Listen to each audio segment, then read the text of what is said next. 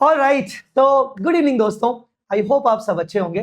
सबसे पहले मैं आपको बता दूं कि हमारा दैट्स इट रिवीजन एफआर का स्टार्ट हो चुका है इस पर्टिकुलर वीडियो से।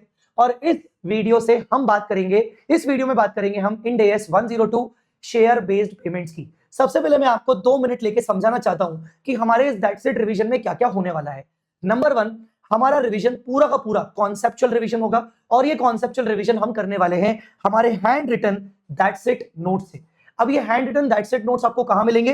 तो मैंने ये hand written that's it notes जो हैं वो गूगल ड्राइव पे डाल रखे हैं ऑलरेडी। आपको देख रहा होगा ये hand written that's it notes यहां मैंने डाल रखे हैं। जब आप इसके अंदर जाओगे तो आपको सारे टॉपिक्स के दैट्स इट नोट्स मिल जाएंगे। सारे टॉपिक्स का मतलब ये नहीं है कि आपको इसमें सारे मिल जाएंगे। मेरे धीरे धीरे दैट्स इट नोट्स जैसे जैसे बनते जाएंगे बाकी टॉपिक्स के मैं इसमें अपलोड करते जाऊंगा। तो इंड एएस 102 आपको यहां से मिल जाएगा।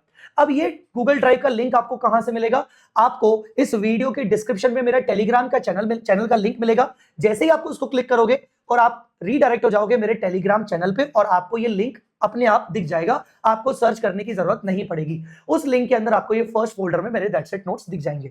तो हमारा पूरा कॉन्सेप्चुअल रिवीजन इन सारे नोट्स में से होगा क्योंकि इन सारे नोट्स में मैंने सारी बातें कवर कर रखी हैं। एट द सेम टाइम हमारा कॉन्सेप्चुअल रिवीजन करते करते हम क्वेश्चंस का भी डिस्कशन करेंगे। और क्वेश्चन डिस्कशन करने के लिए मैं आपको बता दूं मैंने must do questions before exam की एक लिस्ट बनाई है। मतलब आपके एग्जाम से पहले आपको कौन कौन से क्वेश्चंस मस्ट ट्राई करने चाहिए उनकी पूरी मैंने लिस्ट बनाई है। अभी जो आपको सामने लिस्ट दिख रही है वो पार्ट 1 है। इसमें मैंने सारे टॉपिक्स कवर नहीं किए हैं और अभी आने वाले दिनों में आपको पार्ट 2 भी दिख जाएगा। तो ये पीडीएफ कहां दिखेगा? सेम उसी गूगल ड्राइव में। आपको अलग से सर्च करने की जरूरत नहीं पड़ेगी। ये सेकंड नंबर फोल्डर के अंदर आपको दिख जाएगा। तो जैसे कि यहां पर आप देख पा रहे हैं इंड एएस 102 हम बात कर रहे हैं पेज नंबर 94 पर आपको मिल जाएगा। तो हम यहां पर इंड एएस 102 के लगभग 10 क्वेश्चंस मैंने यहां पर कवर किए हैं जो मैं इस रिवीजन में साथ साथ रेफर करते हुए चलूंगा। ठीक है, तो अब मैं आपको बता दूं हमारा रिवीजन स्टार्ट हो रहा है। ये रिवीजन आपको बहुत ज्यादा बेनिफिट कर सकता है तो इसीलिए बहुत अच्छे से सुनिएगा। कहीं पे भी अगर आपको डाउट आता है तो आप कमेंट में डाल दीजिएगा। ठीक है, चलिए शुरू करते भगवान का नाम लेकर। जय माता दी। ऑल राइट गाइस, तो Ind AS 102 share based payments. Sir ये शेयर बेस्ड पेमेंट्स क्या होते हैं? तो शेयर बेस्ड पेमेंट्स में हम पेमेंट्स करते हैं एम्प्लॉइज को या फिर सप्लायर्स, सर्विस प्रोवाइडर्स। अगर मेरे एम्प्लॉइज हैं और मैं उनको शेयर इशू कर रहा हूं, शेयर के फॉर्म में पेमेंट कर रहा हूं तो वो शेयर बेस्ड पेमेंट है। अगर मैं अपने किसी सप्लायर को जिससे मैंने मशीन खरीदा है या गुड्स खरीदे हैं, अगर मैं उनको भी पेमेंट शेयर के फॉर्म में कर रहा हूं तो वो बन जाएगा शेयर बेस्ड पेमेंट। अब वो सर्विस प्रोवाइडर भी हो सकता है। तो पेमेंट अपने खुद के इक्विटी शेयर्स के फॉर्म में या फिर कैश में, बट उस कैश की वैल्यू डिराइव की जाएगी खुद के इक्विटी शेयर्स के फॉर्म में। तो शेयर बेस्ड पेमेंट का मतलब सिर्फ शेयर्स नहीं होता। शेयर बेस्ड पेमेंट में कैश पेमेंट आता है पर उस कैश की वैल्यू किसी शेयर से डिराइव हो सकती है, उसको बोलते हैं शेयर बेस्ड पेमेंट। अब शेयर बेस्ड पेमेंट में 2 ट्रांजैक्शंस मैंडेटरी कवर नहीं होंगे। अगर आप अपने एम्प्लॉइज को, एग्जिस्टिंग एम्प्लॉइज को जो आपके शेयर होल्डर्स हैं, अगर आप उनको राइट इशू दे रहे हो तो वो शेयर बेस्ड पेमेंट वाली अकाउंटिंग में कवर नहीं होगा। दूसरा, अगर आपने बिजनेस एक्विजिशन किया है इंड एएस 103 और उसमें पीसी में जब आप शेयर इशू कर रहे हो तो वो भी आपका इंड एएस 102 में शेयर बेस्ड पेमेंट में कवर नहीं होगा। वो शेयर बेस्ड पेमेंट आपका 103 में पीसी में कवर होगा। ठीक है, अब पहले कुछ इंपॉर्टेंट डेफिनेशंस देख लेते हैं। Number 1, grant date. अच्छा, ये जितनी भी डेफिनेशंस हैं, ये डेफिनेशंस आपको ना एक एम्प्लॉय के पॉइंट ऑफ व्यू से सोचनी है। आपको सप्लायर और सर्विस प्रोवाइडर के पॉइंट ऑफ व्यू से नहीं सोचनी है। तो एम्प्लॉय को अगर आप ईसॉप ग्रांट कर रहे हो कि मैं उसको 3 साल बाद ईसॉप दूंगा तो ये शेयर बेस्ड पेमेंट है। तो अब उस पॉइंट से सोचिएगा। ग्रांट मतलब जिस दिन आपने अनाउंस किया ईसॉप या फिर आपने स्टॉक एप्रिसिएशन राइट अनाउंस किया। अब इसमें कोई कुछ थ्योरी क्वेश्चंस हैं, उसके बेसिस पर अगर आप बोलो सोचोगे तो अनाउंस नहीं, announce and approved by employees, उस डेट को बोलते हैं ग्रांट डेट।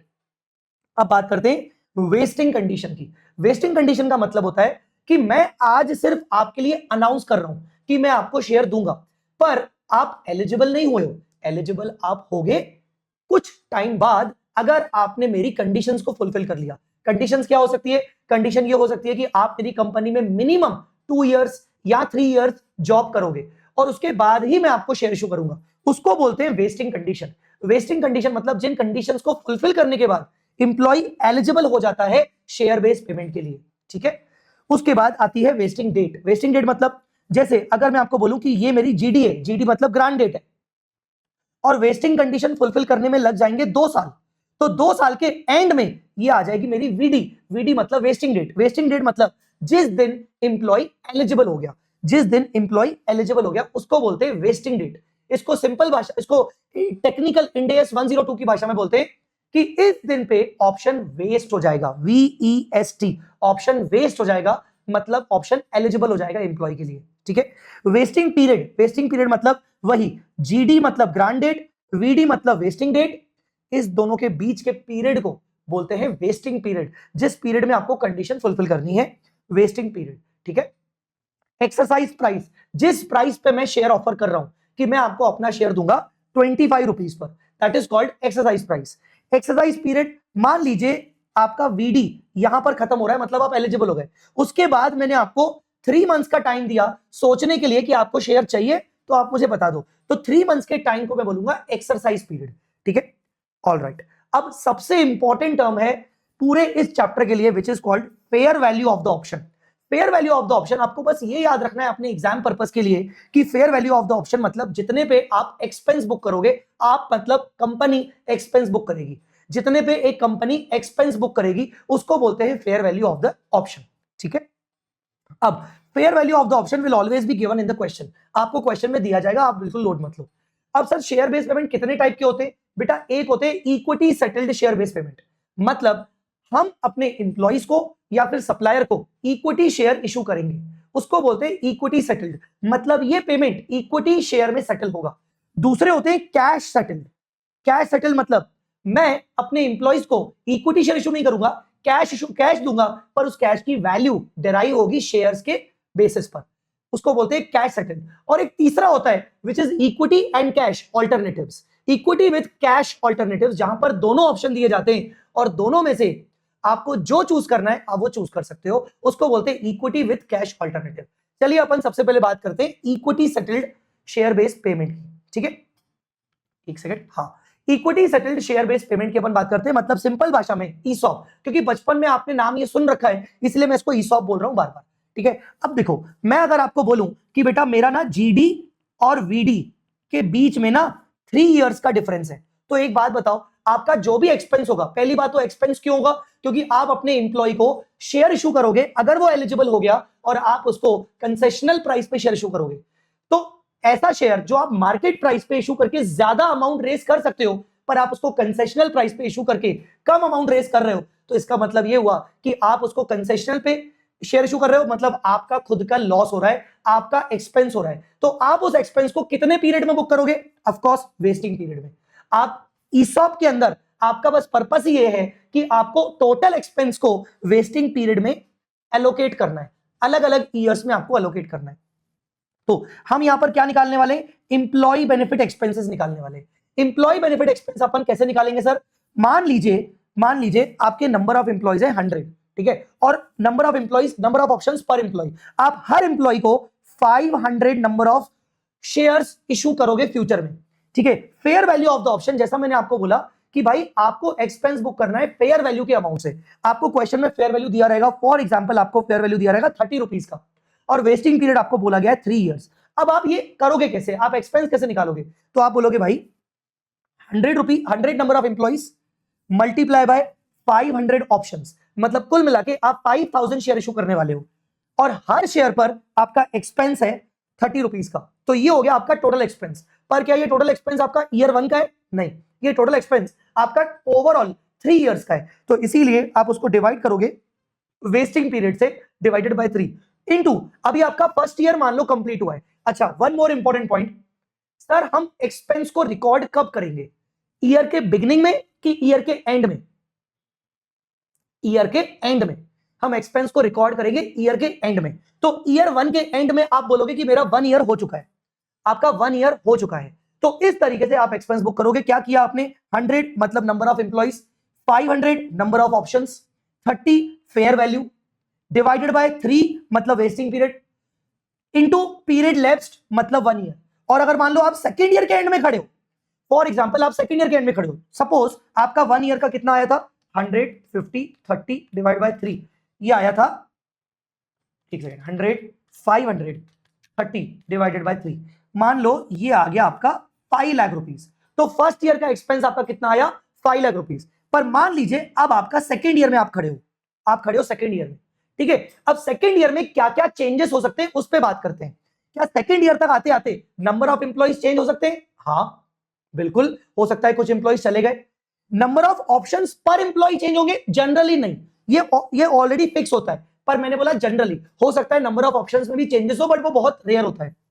फेयर वैल्यू बिल्कुल नहीं, बिल्कुल नहीं। यहीं पर बस आपको ध्यान देना है कि जो भी फेयर वैल्यू आप लोगे वो बेटा ग्रांट डेट की लोगे। यहां पर फेयर वैल्यू में तो पक्का कोई चेंजेस नहीं आने वाले। तो इसका मतलब मोटा मोटी किसमें चेंजेस आ सकते हैं? एम्प्लॉइज में। तो मान लो आप सेकेंड ईयर में आ गए और सेकेंड ईयर के एंड तक आते आते लगा कि भाई आपके सिर्फ 90 एम्प्लॉइज ही एलिजिबल होंगे, सबको 500 शेयर्स मिलेंगे। ग्रांट डेट वाली फेयर वैल्यू तो हमें लेनी है, डिवाइड बाय 3, जिसमें से 2 साल हो चुके हैं। तो करो 90, 500, 30 डिवाइडेड बाय 3 इंटू 2। तो इंटू 2 करके पता है मुझे क्या मिला? मुझे मिला 9 lakh rupees, which is my cumulative expense till second year and. Second year and तक का मेरा क्यूमुलेटिव एक्सपेंस 9 लाख है, जिसमें से मैंने 5 लाख का ये minus expense recognise till date, मैंने 5 लाख का ऑलरेडी रिकॉग्नाइज कर दिया। तो मुझे बुक करना है इस बार 4 लाख का एक्सपेंस। तो इस तरीके से आप एक्सपेंस की वर्किंग करते हो। तो इस तरीके से आपका ये फॉर्मूला यहां पर सेट हो जाता है। अब पॉइंट आता है कि सर हम एक्सपेंस की एंट्री क्या करते हैं? तो एक्सपेंस की एंट्री, जैसा मैंने आपको बोला कि आप एक्सपेंस बुक कब करोगे? ईयर के बिगिनिंग में कि ईयर के एंड में? एंड में। तो एवरी ईयर के एंड में आपको एक्सपेंस बुक करना है। तो expense account debit, employ benefit expense account debit. 2, क्या आप शेयर देने वाले हो कि कैश? शेयर। अगर आप शेयर देने वाले हो तो ये आपकी लायबिलिटी नहीं है, आप तो शेयर इशू करने वाले हो। वो भी आपने बोल दिया है कि आप 500 शेयर इशू करोगे, मतलब फिक्स्ड पेमेंट। तो इंड AS 32 और 109 फाइनेंशियल इंस्ट्रूमेंट की भाषा में आप फिक्स्ड शेयर्स इशू करने वाले हो, इसीलिए ये आपकी लायबिलिटी नहीं है। हम करेंगे टू SBP रिजर्व, और SBP रिजर्व आपका कहां जाएगा? अदर इक्विटी में, क्योंकि ये आपकी लायबिलिटी नहीं है। एवरी ईयर आप ये एंट्री पास करोगे और एम्प्लॉय बेनिफिट एक्सपेंस को ले जाओगे P&L में। मैंने देखो यहां बताया है कि शेयर बेस्ड पेमेंट सोकी के अंदर जाएगा और ये इक्विटी नेचर का होगा, ये इक्विटी नेचर का होगा, ठीक है। अब ये आपने एक्सपेंस बुक कर लिया, मान लीजिए आपने फर्स्ट ईयर के एंड में, सेकंड ईयर के एंड में, थर्ड ईयर के एंड में आपने ये एक्सपेंस बुक कर लिया। फिर क्या करोगे? अब टाइम आएगा जब आपका VD आ चुका है। VD मतलब वेस्टिंग डेट आ चुका है। वेस्टिंग डेट आ चुका है तो आप 3 ईयर तक, फॉर एग्जांपल आपने फर्स्ट यहां एक्सपेंस बुक किया, फिर आपने यहां एक्सपेंस बुक किया, फिर आपने यहां एक्सपेंस बुक किया, और अब आपको पता चल चुका है कि आपके कितने एम्प्लॉइज एलिजिबल हैं, ठीक है। अब वो एम्प्लॉइज आपसे एक्साइज पीरियड में आपसे शेयर मांगेंगे। जब आप उनको शेयर दोगे तो क्या होगा? आपने जब शेयर देने का वादा किया था तो आपने SBP रिजर्व को क्रेडिट किया, अब आप SBP रिजर्व को डेबिट कर दोगे, ठीक है ना, उतने ही अमाउंट से जितने अमाउंट पे आपने बुक किया। फॉर एग्जांपल आपने यहां पर SBP रिजर्व कैसे बुक किया, कितने बुक किया आपने? फॉर एग्जांपल यहां पर तो कुल मिला के नंबर ऑफ एम्प्लॉइज की अगर बात करें तो सपोज आपने थर्ड ईयर में आते आते, फर्स्ट ईयर में 100, सेकंड ईयर में 90, थर्ड ईयर में आते आते आपने 80 एम्प्लॉइज के लिए एक्सपेंस बुक कर लिया। अब उन 80 एम्प्लॉइज में से मान लो आपसे वो 75 एम्प्लॉइज शेयर मांग रहे हैं, तो आप ये वाली एंट्री कैसे करोगे? ये वाली एंट्री करोगे, भाई 75 एम्प्लॉइज हैं जो शेयर मांग रहे हैं, हर एम्प्लॉय को 500 शेयर देना है, मल्टीप्लाई, मैंने ये SBP रिजर्व बुक किया था फेयर वैल्यू पे, तो इनटू फेयर वैल्यू, इतने बेसिस पर आपका SBP रिजर्व डेबिट हो जाएगा।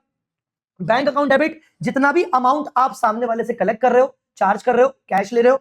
2 equity share capital face value, और 2 सिक्योरिटी प्रीमियम, बाकी का balancing amount.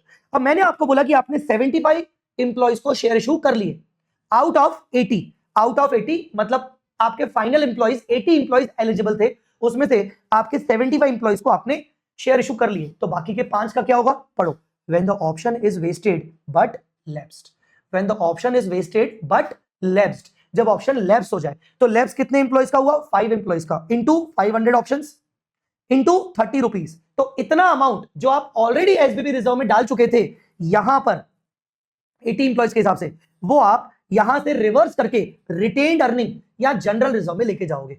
Retained earning general reserve में लेके जाओगे। ये कौन से वाले एम्प्लॉइज थे? जिनको ऑप्शन वेस्ट हो गया, मतलब वो एलिजिबल हो गए बट उन्होंने शेयर खरीदे नहीं, उनका ऑप्शन लैप्स हो गया, तो इसीलिए आपने रिजर्व को फ्री रिजर्व में कन्वर्ट कर दिया, SBP रिजर्व को फ्री रिजर्व में कन्वर्ट कर दिया। What will happen when the option is not vested? यहां लिखा है ऑप्शन इज वेस्टेड, मतलब एम्प्लॉय एलिजिबल हो चुका है पर उसको शेयर नहीं चाहिए, तो आपने SBP रिजर्व को रिवर्स करके रिटेन्ड अर्निंग में डाल दिया। पर क्या होगा अगर ऑप्शन वेस्टेड ही नहीं होगा? वेस्टेड नहीं होगा मतलब इंप्लॉई वेस्टिंग कंडीशन से सेटिस्फाई होने से पहले ही छोड़ के चला गया। ठीक है, अब ये सिचुएशन कब होती है? जब आप ये वाली वर्किंग करते हो ना और आपका आंसर माइनस में आता है। ये वाली वर्किंग करते हो और आपका आंसर माइनस में आता है, तो आपको समझ में आता है कि भैया ऑप्शन वेस्ट ही नहीं हुआ है, मतलब कंडीशन सेटिस्फाई नहीं हुई है, ज्यादा एक्सपेंस बुक कर लिया है, तो आप उसको रिवर्स करके एम्प्लॉय बेनिफिट एक्सपेंस मतलब अल्टीमेटली पीएनएल में क्रिएट करते हो। अब आपको इसको याद कैसे रखना है? अगर ऑप्शन वेस्ट हो चुका है, एम्प्लॉय एलिजिबल हो चुका है पर उसको शेयर नहीं चाहिए, तो आप एक्सपेंडिचर रिवर्स नहीं करोगे, आप एसबीपी रिजर्व को प्री रिजर्व में डाल दोगे। पर अगर आपका एक्सपेंडिचर रिवर्स होगा, वो कब होगा? जब ऑप्शन वेस्ट ही नहीं हुआ और हमारा आंसर नेगेटिव आ रहा है, तो ऐसे केस में आप एक्सपेंस को रिवर्स करोगे, वो उसको पीएनएल में लेके जाओगे। This way you have to solve the question. ठीक है सर, आपने बोला कि हमें फेयर वैल्यू हमेशा ग्रांट डेट की लेनी है। सर व्हाट अबाउट कि ग्रांट डेट के बाद फेयर वैल्यू बदल गई? तो बेटा आप बदली हुई फेयर वैल्यू को नहीं कंसीडर करोगे, आप उसको इग्नोर करोगे। आप उसको क्या करोगे? इग्नोर करोगे। इग्नोर कैसे करते हैं? जैसे इग्नोर वो तुम्हें करती है, ठीक है, या तुम उसको करते हो, तो इग्नोर करोगे फेयर वैल्यू को, जो भी फेयर वैल्यू ग्रांट डेट के बाद अगर होगी तो। ठीक है, ऑलराइट। तो ये था तुम्हारा equity settled share based payment. मैं आपको दिखाता हूं एक बढ़िया सा क्वेश्चन। आप ये क्वेश्चन अगर देखेंगे तो ये क्वेश्चन है हमारे क्वेश्चन बैंक का 203 और मस्ट डू क्वेश्चन में 81। अब इस क्वेश्चन में हो क्या रहा है? देखो 100 शेयर्स हम अपने इंप्लॉइज को ग्रांट कर रहे हैं और हमारे इंप्लॉइज है 500 इंप्लॉइज और हमारी ग्रांट डेट है 1 जनवरी। ठीक है, अब इसमें देखो कंडीशन क्या है? The share will vest at the end of first year या फिर सेकेंड ईयर या फिर थर्ड ईयर। तो अगर मैं अपने नोट्स में जाऊं तो मेरे नोट्स के हिसाब से आपको पता है वेस्टिंग पीरियड बदल रहा है। इस क्वेश्चन के अंदर मुझे एग्जैक्ट नहीं पता कि मेरा वेस्टिंग पीरियड क्या होगा। मेरा वेस्टिंग पीरियड 1 ईयर भी हो सकता है अगर if the companies earning increase by 12%। मतलब वेस्टिंग कंडीशन ये है कि अगर फर्स्ट ईयर के एंड में 12% अर्निंग कमा ली तो 1 ईयर के एंड में ही ईसॉप वेस्टेड हो जाएगा। और अगर ये कंडीशन फुलफिल नहीं हुई तो ये कहा गया है कि अगर कंपनी की अर्निंग 2 साल की मिलाकर 20% हो गई तो सेकंड ईयर के एंड में ईसॉप वेस्ट होगा।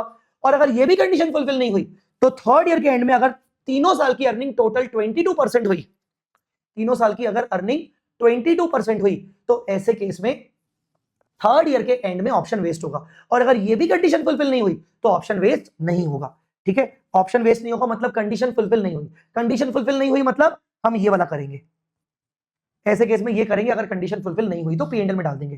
तो अगर अब इसमें देखिए क्या हो रहा है, द फेयर, ये देखो फेयर वैल्यू पर share on the grant date की फेयर वैल्यू 122 है। अब ये नहीं बदलेगी, इसके नीचे अगर बहुत सारी फेयर वैल्यू दी हो तो हमें मतलब नहीं है, हम 122 लेंगे। अब आपने ये ऑप्शन कब दिया? 2011 में। तो 11 के एंडिंग में क्या हुआ? अर्निंग इंक्रीज्ड बाय 10%, जबकि कंडीशन क्या थी? 12%। तो क्या आपकी फर्स्ट ईयर की कंडीशन फुलफिल हुई? नहीं।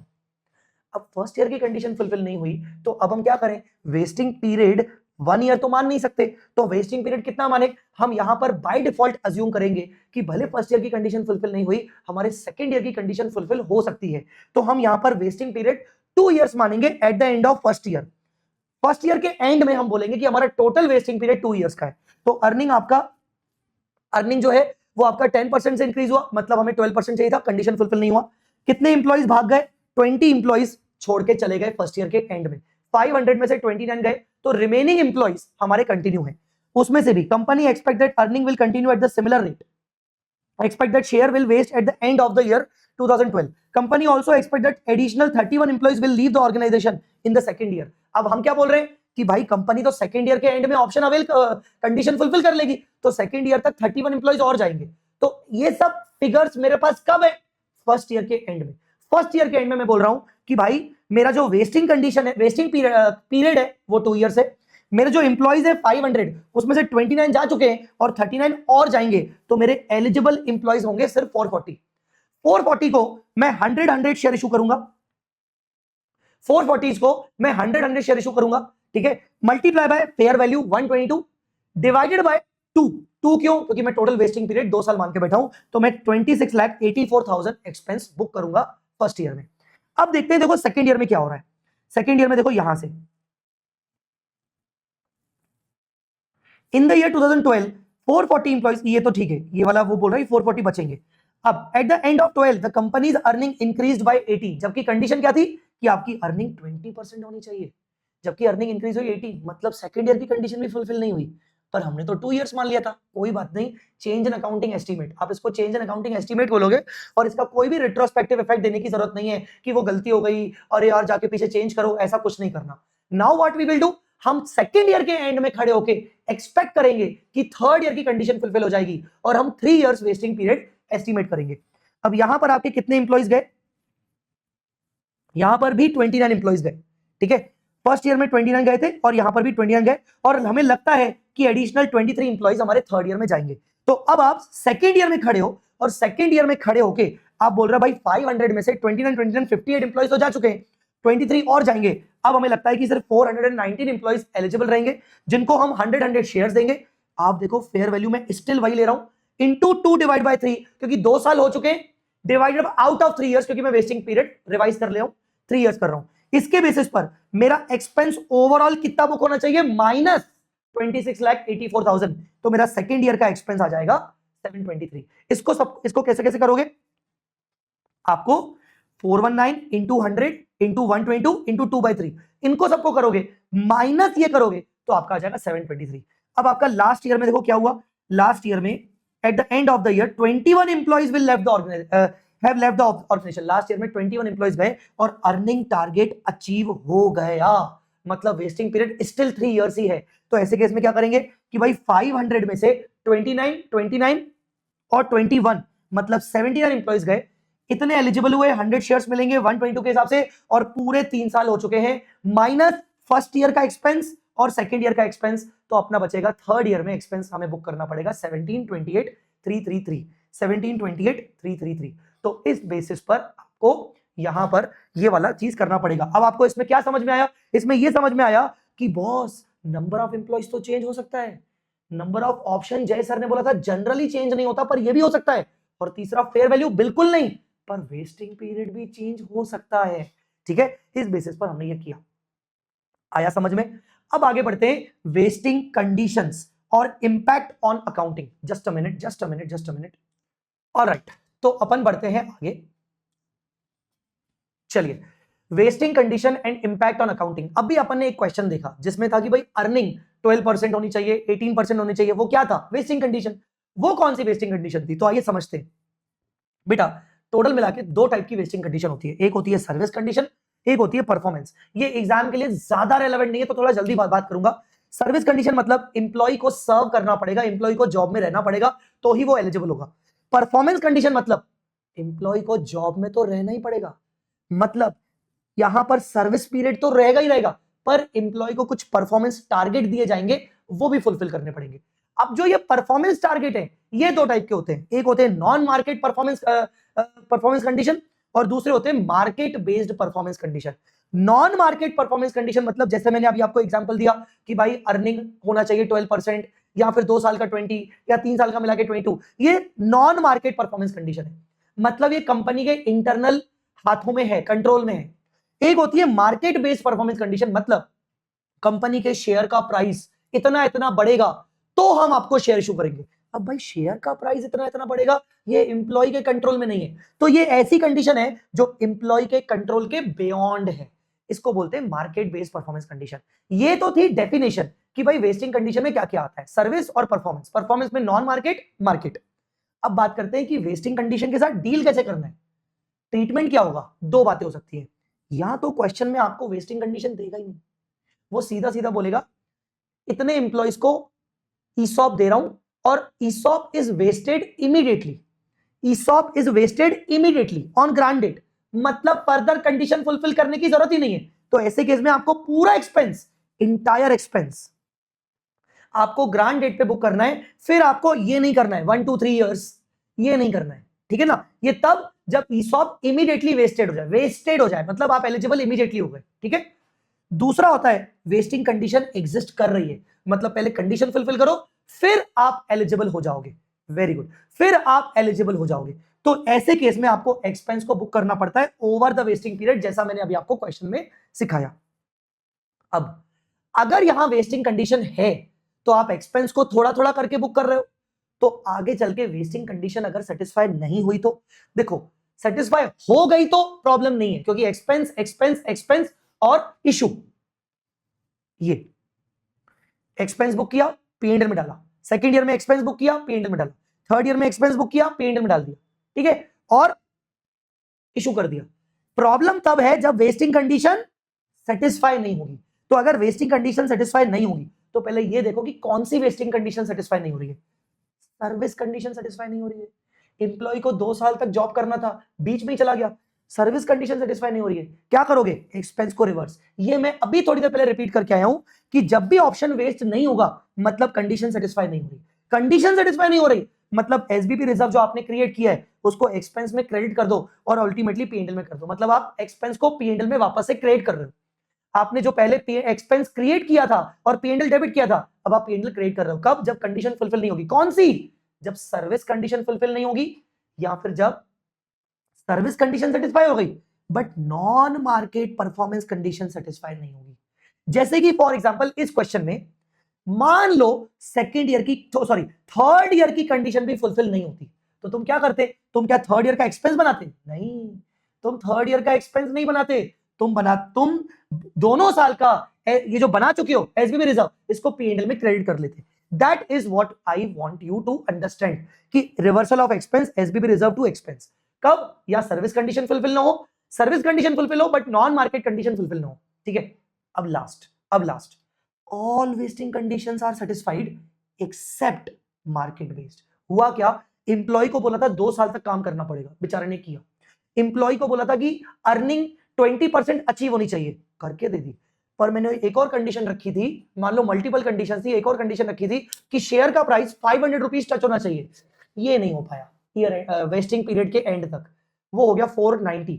तो वेस्टिंग मार्केट कंडीशन फुलफिल नहीं हुई, ऑफ कोर्स उसको शेयर तो नहीं मिलेगा क्योंकि कंडीशन फुलफिल नहीं हुई, शेयर तो नहीं मिलेगा। तो ठीक है, ऐसे केस में क्या करेंगे? बच्चों शेयर नहीं मिलेगा पर अब आप एसबीपी रिजर्व को एक्सपेंस में क्रेडिट नहीं करोगे, आप एसबीपी रिजर्व को लेके जाओगे रिटेन्ड अर्निंग में।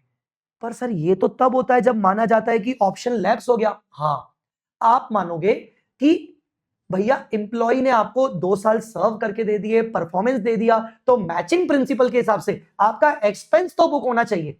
तो आप एक्सपेंस को रिवर्स नहीं करोगे, आप बस उनको शेयर इशू नहीं कर रहे हो। तो ऐसे केस में आप बोलोगे कि ऑप्शन लैप्स हो गया और वो चला गया रिटेन्ड अर्निंग में। और ये सिर्फ कब करना है? जब सारी कंडीशन फुलफिल हो जाए एक्सेप्ट मार्केट कंडीशन, तो आप रिटेन्ड अर्निंग में डाल दोगे। आई होप आपको समझ में आ गया होगा। ठीक है, alright. If market condition is fulfilled before its expected time, then all remaining expenses would be immediately recognized। एक बहुत प्यारा सा छोटा क्वेश्चन है, मैं आपको ऐसे ही बता देता हूं। मान लो आपको बोला गया था कि भाई मार्केट कंडीशन ये है कि शेयर का प्राइस 500 टच होना चाहिए और आपने एक्सपेक्ट किया था कि 4 साल लगेंगे, 4 इयर्स लगेंगे। तो अब आप क्या करोगे? आप एक्सपेंस को कितने ईयर्स में रिकॉर्ड करोगे? 4 इयर्स में, first year, second year, third year, fourth year. मान लो 500 का कंडीशन फुलफिल हो गया थर्ड ईयर के एंड में या थर्ड ईयर में, तो ऐसे केस में अब पढ़ो, market condition fulfilled before its expected time, then all remaining expenses would be immediately recognised. अब आप सारे एक्सपेंसेस को 4 इयर्स में रिकॉग्नाइज नहीं करोगे, अप टू थर्ड ईयर सब कुछ रिकॉग्नाइज कर लोगे। ऐसा तो मार्केट कंडीशन अगर पहले फुलफिल हो जाती है तो आपका नंबर ऑफ इयर्स कम हो जाएंगे, बट उल्टा if market condition takes longer time than expected then recognise the expense as per original estimation. मतलब आपको लगा था कि 500 रुपीज का मार्केट प्राइस टच हो जाएगा विद इन 4 इयर्स, जो कि नहीं हो पाया, पर 5th ईयर में हो गया। आप एक्सपेंस को ओरिजिनल एस्टिमेटेड वेस्टिंग पीरियड में ही बुक करोगे, आप 5th ईयर में कोई एक्सपेंस बुक नहीं करोगे। शेयर इशू कर सकते हो पर आप 5th ईयर में एक्सपेंस बुक करोगे, समझ, 4 ईयर के अंदर ही एक्सपेंस बुक करोगे। ठीक है, दिस वे आपको वेस्टिंग कंडीशंस के साथ डील करना होता है। चलिए, तो पहला हो गया आपका इक्विटी सेटल्ड, आई होप आपको क्लियर हो गया होगा। अब अपन चलते कैश सेटल्ड एसबीपी पे। कैश सेटल्ड एसबीपी मतलब जिसका दूसरा नाम होता है stock appreciation right, stock appreciation right. अब कैश सेटल्ड में स्टॉक एप्रिसिएशन राइट बोलते हैं, मतलब जितनी भी वैल्यू बढ़ेगी शेयर की उतने के बराबर का मैं आपको कैश दे दूंगा, ऐसे होता है। ठीक है, तो अल्टीमेटली मैं कैश पेमेंट करने वाला हूं अपने एम्प्लॉइज को, सब वही है, सारी वही वेस्टिंग कंडीशंस है, फुलफिल करो, कैश लेके जाओ। ठीक है, तो यहां मैं क्या देने वाला हूं? कैश। तो यहां मुझे क्या बुक करना चाहिए? लाइबिलिटी, लाइबिलिटी, यहां मुझे लाइबिलिटी बुक करनी चाहिए। ठीक है, कैश सेटल्ड ऑप्शन आपके इक्विटी सेटल्ड ऑप्शन से कितना अलग है? इक्विटी सेटल्ड ऑप्शन में आप फेयर वैल्यू कब की ले रहे थे? ग्रांट डेट की, जबकि कैश सेटल्ड ऑप्शन में आप एवरी ईयर एंड पे जब जब एक्सपेंस बुक करोगे, मैंने आपको बोला था ईयर एंड पे एक्सपेंस बुक करना पड़ेगा, तो ईयर एंड पे आप फेयर वैल्यू लोगे और एक्सपेंस बुक करोगे। नेक्स्ट ईयर में फेयर वैल्यू बदल गई तो आप रिवाइज्ड एक्सपेंस, आप एक्सपेंस बुक करोगे based on revised fair value. तो ये कैश सेटल्ड में ध्यान रखना, ध्यान रखोगे ना? यस। तो fair value of option on every balance sheet date you need to consider, ठीक है। उसके बाद at the time of final settlement, at the time of final settlement, चलो मान लो अगर मैं आपको एग्जांपल दूं, तो सपोज फर्स्ट ईयर के एंड में फेयर वैल्यू था 30 रुपीज, आपने 30 के हिसाब से बुक कर लिया। सेकंड ईयर के एंड में फेयर वैल्यू हो गया 32, आपने बुक कर लिया। थर्ड ईयर के एंड में फेयर वैल्यू था 35, आपने 35 के हिसाब से बुक कर लिया।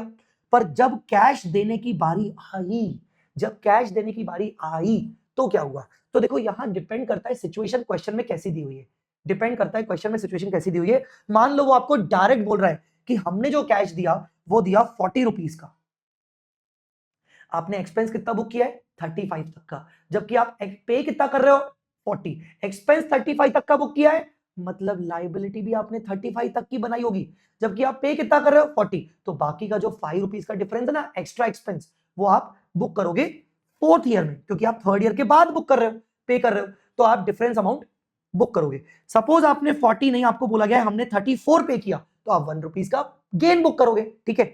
अब कभी कभार ये डायरेक्ट 40 रुपीज नहीं दिया होता, कभी कभार दिया होता है कि सर हम ना इंट्रिंसिक वैल्यू अमाउंट पे करेंगे। क्या पे करेंगे? Intrinsic value. अब ये इंट्रिंसिक वैल्यू क्या होता है? इंट्रिंसिक वैल्यू क्या होता है? इंट्रिंसिक वैल्यू मतलब जितनी भी मार्केट प्राइस होगी यहां पर कंपनी के शेयर की, और स्टार्टिंग में हमने मान लो एक सेट की थी एक्सरसाइज प्राइस, वो थी मान लो 40 रुपए, और मार्केट प्राइस निकली मान लो 78 रुपीज। तो इंट्रिंसिक वैल्यू का मतलब होता है market price minus exercise price, 78 minus 40 मतलब 38। तो वो बोलेगा कि ईयर एंड जब हम पे कर रहे हैं तो हम इंट्रिंसिक वैल्यू के बराबर पे कर रहे हैं, मतलब हम 38 पे कर रहे हैं। स्टिल आपने तो एक्सपेंस बुक किया 35 से, तो बाकी का एक्सपेंस आप फर्दर बुक कर लोगे। आया समझ में कि नहीं? आई होप आपको समझ में आ गया होगा, ठीक है। तो लास्ट में जब तुम फाइनल सेटलमेंट करते हो, फाइनल सेटलमेंट, ये मैं तुम्हें फाइनल सेटलमेंट का ही बता रहा था, जब तुम फाइनल सेटलमेंट करते हो तो जो भी डिफरेंस होता है वो पीएनएल में डालते हो, चाहे एक्सपेंस हो एक्स्ट्रा या फिर इनकम हो। क्या एंट्री करोगे? वही एंट्री है बेटा, बस employ benefit expense to SBP reserve की जगह एसबीपी लायबिलिटी। अब ये लायबिलिटी नॉन करंट में दिखेगी अगर लॉन्ग टर्म है, करंट में दिखेगी अगर शॉर्ट टर्म है, और जब आप पेमेंट करोगे तो एसबीपी लायबिलिटी टू बैंक सीधा, और एक्सपेंस तो आपका पीएनएल में जाएगा, सब कुछ वही, ठीक है। आप कितना पे करोगे? Actual cash. एक्चुअल कैश कैसे कैसे आएगा? Market price difference on grant date and exercise rate also called intrinsic value, जैसा मैंने आपको बताया। It is mandatory to remeasure, आहा क्या तो पॉइंट है, remeasure the SBP liability at each year end with the revised fair value, जैसा मैंने आपको बताया। तो ये बात आपको याद रखनी है कि ईसॉप में, इक्विटी सेटल में फेयर वैल्यू फिक्स रहती है ग्रांट डेट की, जबकि कैश सेटल में एवरी ईयर एंड पे आपको रिवाइज्ड फेयर वैल्यू लेनी पड़ेगी। आई होप आपको क्लियर हो गया होगा, ठीक है। यस और नो? Of course yes. चलिए, तो यहां पर हमने पढ़ दिया कैश सेटल्ड। चेक करते हैं हमारे पास कोई कैश सेटल्ड ऑप्शन है। यस, हमारे पास एक कैश सेटल्ड ऑप्शन का क्वेश्चन है, थोड़ा सा फास्ट देख लेते हैं कि क्या क्या होगा। 1000 स्टॉक ऑप्शन ऑफर कर रहा है 160 एम्प्लॉइज को, और एसएआर बोल रहा है मतलब कैश सेटल्ड, 1 अप्रैल मतलब ग्रांड डेट को 1 अप्रैल 21 को, ठीक है। फेयर वैल्यू उस दिन कितनी है? 100। मैं आपको एक राज की बात बताऊं, अगर ये इक्विटी सेटल्ड होता तो इस 100 रुपीज फेयर वैल्यू की को ही हम कंसीडर करते, पर कैश सेटल में इसकी कोई वैल्यू नहीं है, कैश सेटल्ड में इसकी कोई वैल्यू नहीं है, हमें तो ईयर एंड पे चाहिए।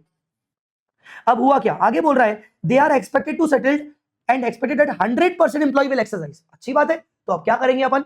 हमारे पास कुल मिला के 4 साल है, 4 इयर्स।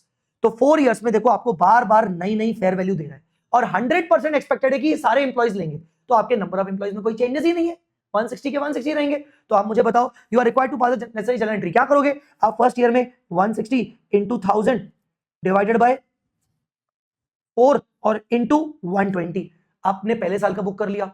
सेकेंड ईयर का बुक कैसे करोगे?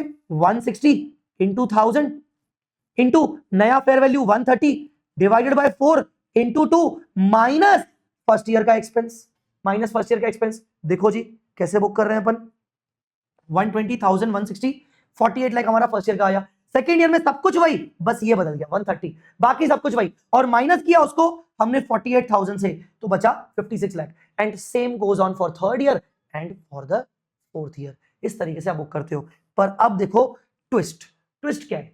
सेकंड पॉइंट में बोल रहा है would your answer be different if at the end of the second year it modifies the terms of the award, modify the terms of the award to require only 3 years of total service। वो बोल रहा है second year के end में कि वो जो मैंने 4 साल बोले थे ना, उसकी जरूरत नहीं है, आपको बस 3 साल में करना है। अब आप ये कब मॉडिफाई कर रहे हो? सेकेंड ईयर में, याद रखना। तो सेकेंड ईयर में आप मॉडिफाई कर रहे हो, तो अब आप इसको इसकी जगह पर 3 कर दोगे।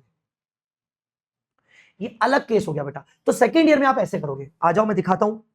ये देखो ऑल्टरनेट यहां से स्टार्ट हो रहा है, और देखो फर्स्ट ईयर में तो आपका वही 48 लेगा आया, सेकेंड ईयर में आपने क्या किया 130,000 160 2 years divide by 3 minus 48 lakh. तो आपको ज्यादा एक्सपेंस बुक करना पड़ेगा, बस ये करना है। ये चीज है आपकी कैश सेटल्ड में इस तरीके से, ठीक है।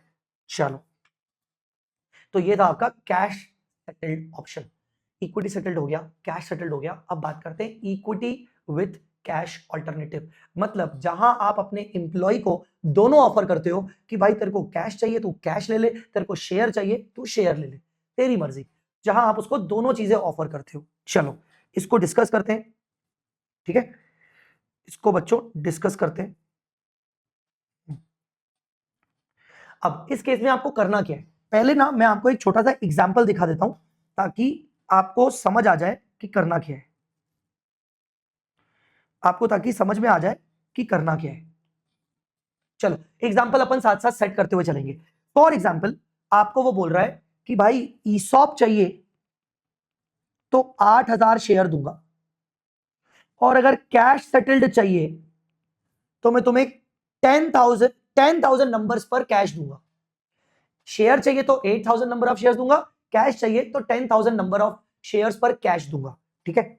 सबसे पहली स्टेप में आपको भूल जाना है कि आपने कोई 2 अल्टरनेटिव दिए, आपको भूल जाना है कि आपने कोई कैश दिया है। आप तो ये देखो कि ईसॉप के हिसाब से इस पूरे ऑफर की वैल्यू क्या है। तो आप क्या करोगे, calculate total fair value of the equity option on grant date. जैसे नंबर ऑफ ऑप्शन मतलब 8,000 multiply by fair value on grant date. मान लो fair value on grant date है, suppose fair value on grant date है 80 rupees, ESOP वाले की fair value है 80 rupees, और ये है आपका 8,000। तो ये आ गई आपकी टोटल फेयर वैल्यू 8,000 इंटू 80, ये हो गया 6,40,000, ठीक है। तो पहली स्टेप में आप सिर्फ इक्विटी को ध्यान में रखते हुए फेयर वैल्यू निकाल लोगे ना, निकाल लोगे, ठीक है। अब सेकेंड स्टेप में आप इक्विटी वाले को भूल जाओ, और अब आप कैश वाले को देखो कि भाई कैश होगा तो क्या दूंगा। तो कैश सेटल्ड होगा तो 10,000 शेयर पर मैं कैश दूंगा। उसकी आज की ग्रांट डेट पर फेयर वैल्यू इक्विटी वाली फेयर वैल्यू नहीं है, दूसरी फेयर वैल्यू, कैश की फेयर वैल्यू अलग है। मान लो उसकी फेयर वैल्यू है, मान लो उसकी जो फेयर वैल्यू है, वैसे मैंने ये ना उल्टा कर दिया, मैं 10,000 नहीं, मैं आपको 6,000 दूंगा, उल्टा होता है, ठीक है। और मान लो उसकी फेयर वैल्यू है 90 रुपीज, तो कितना आया 6,000 इंटू 90, तो ये आ गया आपका 6,000 इंटू 90। कैश वाली फेयर वैल्यू देखो मैंने लिखा भी है, इक्विटी वाली फेयर वैल्यू, कैश वाली फेयर वैल्यू, दोनों फेयर वैल्यू अलग अलग होगी, ठीक है। उसके हिसाब से ये आपका आ गया 540। अब आपकी स्टेप 1 में कितना आंसर आया 640, स्टेप 2 में कितना आंसर आया 540, दोनों का डिफरेंस कितना है 1 lakh. Step 1 minus step 2 1 lakh positive, तो जो 1 लाख आपका पॉजिटिव आया ना, उसको आप मानोगे इक्विटी सेटल्ड के हिसाब से एसबीपी रिजर्व। अब आप एसबीपी रिजर्व, अगर मान लो टोटल वेस्टिंग पीरियड आपका 3 इयर्स का है, तो अब आप 1 लाख रुपीस को 3 इयर्स में अलोकेट करोगे, एंट्री पास करोगे, employ benefit expense to SBP reserve every year 33,333 1 lakh के हिसाब से, ठीक है। सर अगर 640 और यहां 540 की जगह 740 होता तो क्या होता, तो ये नेगेटिव हो जाता। 640 माइनस 740 नेगेटिव 1 लाख, तो आप कुछ नहीं करते, स्टेप 3 इग्नोर।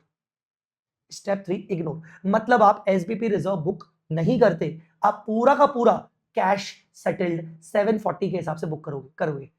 पर अब मैं अपने ओरिजिनल एग्जांपल पे आऊं, यहां क्या है, ओवरऑल एक्सपेंस 640 है, जिसमें से 540 तक आप कैश के हिसाब से बुक करोगे, और 1 लाख का आप एसबीपी रिजर्व के हिसाब से बुक करोगे।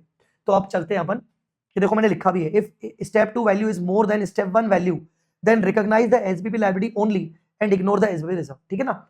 अब बात करते मैंने पता यहाँ पर एआई क्यों लिखा है, एआई इसीलिए लिखा है कि ना ये वाला पॉइंट आज तक कभी पूछा नहीं है, पर मैंने एआई एआई इसलिए लिख दिया कि क्या पता इंस्टीट्यूट इस वाली पॉइंट को एआई में डाल के क्वेश्चन बना ले, ठीक है, इसीलिए। चलो स्टेप नंबर 4, आपने आउट ऑफ 640 1 लाख का एक्सपेंस तो इक्विटी सेटल्ड मतलब एसबीपी रिजर्व में बुक कर लिया, 1 लाख का तो एसबीपी। अब क्या बचा, सिर्फ ये वाला पोर्शन, और ये वाला पोर्शन आपको पता है कैश सेटल्ड तो बॉस स्टार्टिंग की फेयर वैल्यू तो लगती ही नहीं है, यहां तो सिर्फ फॉर्मेलिटी थी, आपको तो एवरी ईयर एंड पे रिवाइज करना है। तो आप स्टेप नंबर 4 में रिकॉर्ड एसबीपी लायबिलिटी, आपने स्टेप नंबर 3 में क्या रिकॉर्ड किया, एसबीपी रिजर्व, स्टेप नंबर 4 में क्या रिकॉर्ड करोगे, liability over the vesting period as per revised fair value. हर साल आपकी फेयर वैल्यू बदलेगी, हर साल आपकी फेयर वैल्यू बदलेगी, ठीक है, बदलती हुई फेयर वैल्यू के हिसाब से आप एसबीपी लायबिलिटी बुक करते रहोगे एवरी ईयर, ठीक है। अब देखो एक हाथ में आपका एसबीपी रिजर्व हर साल बुक हो रहा है 33,333 और दूसरे हाथ में आपकी एसबीपी लायबिलिटी भी बुक हो रही है थोड़ी थोड़ी रिवाइज फेयर वैल्यू के हिसाब से, और दोनों चीजें एसबीपी रिजर्व हो या एसबीपी लायबिलिटी हो, दोनों के अंदर डेबिट क्या हो रहा है, एम्प्लॉय एक्सपेंस, जो कि जा रहा है पीएनएल में, ठीक है। तो अब आपकी दोनों सालों में simultaneously SBP reserve reserve reserve reserve SBP liability liability liability liability हो रहा है। अब जब फाइनल सेटलमेंट का टाइम आया तो आपके सामने होगी 3 सिचुएशन, उनमें से होगी एक एआई वाली, वो भी डिस्कस कर लेते हैं। तो सिचुएशन नंबर 1 उसको चाहिए कैश, मान लो, चलो इसके लिए एक काम करते हैं, यहां पर सपोज आपका एसबीपी रिजर्व 1 लाख का खड़ा हो गया है और एसबीपी लायबिलिटी मान लेते हैं 590 की खड़ी हो गई है, ठीक है।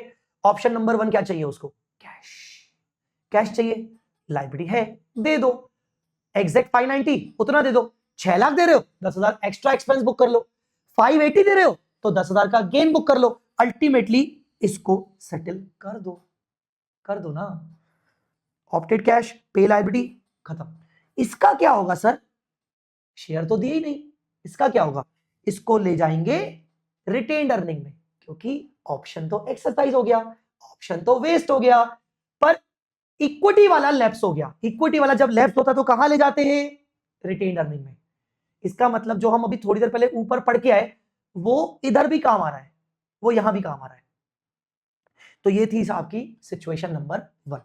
अब बात करते हैं सिचुएशन नंबर 2, उसको शेयर चाहिए, कैश नहीं चाहिए, शेयर चाहिए। अब जब शेयर चाहिए तो आपकी जो ये लायबिलिटी है, इस लायबिलिटी को ले जाओ रिजर्व के अंदर, लायबिलिटी को रिजर्व में शिफ्ट कर दो, फाइनेंशियल इंस्ट्रूमेंट की भाषा में conversion of liability into equity, आपकी लायबिलिटी इक्विटी में कन्वर्ट हो गई।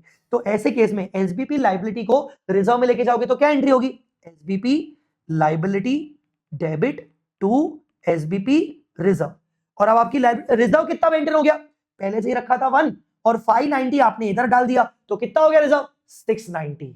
अब आप शेयर इशू कर लो, शेयर इशू की क्या एंट्री पास करोगे, bank account debit, SBP reserve account debit to equity capital and security premium, simple. मुझे बताओ क्या आपको सिचुएशन 2 आई समझ में, ठीक है। अब बात करते हैं situation number 3, partly cash partly share, आधा कैश आधा शेयर। तो पहले कैश की बात करते हैं, जितना आधा कैश देना है, मान लो ये सपोज सच में 50% ही देना है, डिवाइड बाय 2 50% देना है, तो 50% आपने दे दिया liability account debit to cash, बची हुई लायबिलिटी को क्या करोगे, क्योंकि अब तो आधा शेयर देना है, तो बची हुई लायबिलिटी चली जाएगी रिजर्व के पास। तो देखो क्या लिखा है, amount equal to actual liability should be paid and remaining liability transfer to SBP reserve just like this.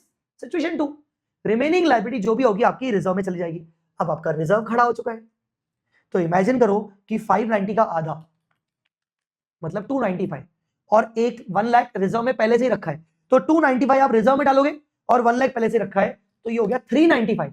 अब आप 395 के टोटल रिजर्व का क्या करोगे, इसको फर्दर 2 पार्ट्स में डिवाइड करेंगे, equity capital security premium for employees actually subscribing share, क्योंकि आधे एम्प्लॉय शेयर सब्सक्राइब कर रहे हैं ना, तो जितने भी एम्प्लॉय सब्सक्राइब कर रहे हैं उतने के लिए आप इक्विटी कैपिटल सिक्योरिटी प्रीमियम, और जितने एम्प्लॉय सब्सक्राइब नहीं कर रहे हैं उनका लैप्स मतलब रिटेन्ड अर्निंग। सर क्यों नहीं करेंगे, अरे उनको एक कैश मिल गया ना, तो इसलिए उनको शेयर नहीं मिलेगा, तो इसलिए बचा हुआ पार्ट रिटेन्ड अर्निंग में।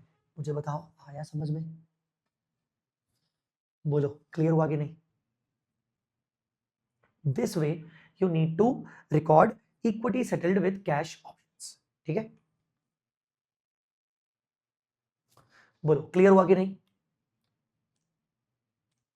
यस, तो ये हमने पढ़ा अभी हमारा इक्विटी विद कैश ऑल्टरनेटिव।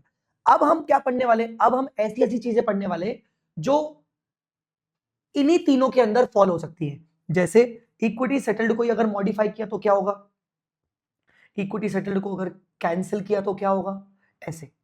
तो चलिए, इक्विटी सेटल्ड को अगर मॉडिफाई किया तो क्या होगा, इक्विटी सेटल्ड को मतलब एसबीपी रिजर्व वाले ऑप्शन को मॉडिफाई किया तो क्या होगा। पहले तो समझे मॉडिफाई क्या होता है। मॉडिफाई का मतलब होता है कि वो जो एक्सरसाइज प्राइस आपने ऑफर किया था ना, कि भाई तुम अगर एलिजिबल हो गए तो मुझसे शेयर खरीद लेना 40 रुपीज में, अब मैं इसको क्या कर रहा हूं, इसको डिक्रीज कर रहा हूं। और मैं डिक्रीज करके बोल रहा हूं एक काम करो, तो मुझसे 40 रुपीज में नहीं 25 रुपीज में ले लेना।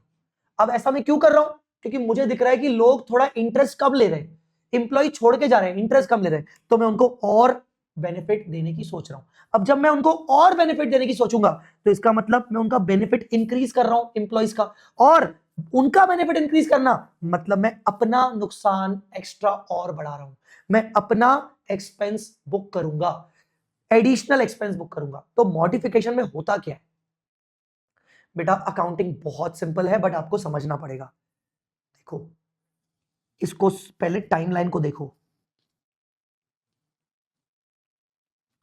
ये फर्स्ट ईयर, ये सेकेंड ईयर, ये थर्ड ईयर। ठीक है, फर्स्ट ईयर में आपने एक्सपेंस बुक कर लिया, सेकेंड ईयर में मॉडिफिकेशन हुआ, तो आप क्या करोगे, सेकेंड ईयर में आप 2 बार एक्सपेंस बुक करोगे। एक ओरिजिनल एक्सपेंस बुक करोगे ओरिजिनल फेयर वैल्यू के हिसाब से, और दूसरा आप एडिशनल एक्सपेंस बुक करोगे मॉडिफिकेशन अगर सेकेंड ईयर में हुआ है तो बचे हुए ईयर्स के हिसाब से। आप एडिशनल एक्सपेंस बुक करोगे कितने हिसाब से, क्या ओरिजिनल फेयर वैल्यू के हिसाब से? नहीं, आपको चाहिए fair value on modification date after repricing, मतलब मॉडिफिकेशन करने के बाद फेयर वैल्यू क्या हो गई, और fair value on modification date before repricing वो आपको ऐसे देगा। वो मान लो आपको बोलेगा कि बिल्कुल मिड ऑफ द ईयर में 1 अक्टूबर को हमने मॉडिफिकेशन किया, फेयर वैल्यू बिफोर रीप्राइस करने से पहले फेयर वैल्यू चल रही थी 11 रुपीस, और fair value after repricing fair value हो गई 15 रुपीस, और यहां फेयर वैल्यू थी 20 रुपीस। तो मैं क्या कह रहा हूं, मॉडिफिकेशन में आप ओरिजिनल फेयर वैल्यू को टच नहीं करोगे, आप उसके हिसाब से तो जो एक्सपेंस बुक होना चाहिए वो होते रहेगा। एडिशनल एक्सपेंस बुक करोगे कितने पर, 11 माइनस 15, 4 रुपीस पर। फेयर वैल्यू रीप्राइसिंग के बाद बढ़ गई तो आप एडिशनल एक्सपेंस बुक करोगे 4 रुपीस। कितने टाइम के लिए, 1.5 ईयर्स के लिए, 1.5 ईयर्स के लिए। तो ये मैं आपको दिखाता हूं कि कैसे होगा। देखो, मैं आपको एक मॉडिफिकेशन का क्वेश्चन दिखाता हूं।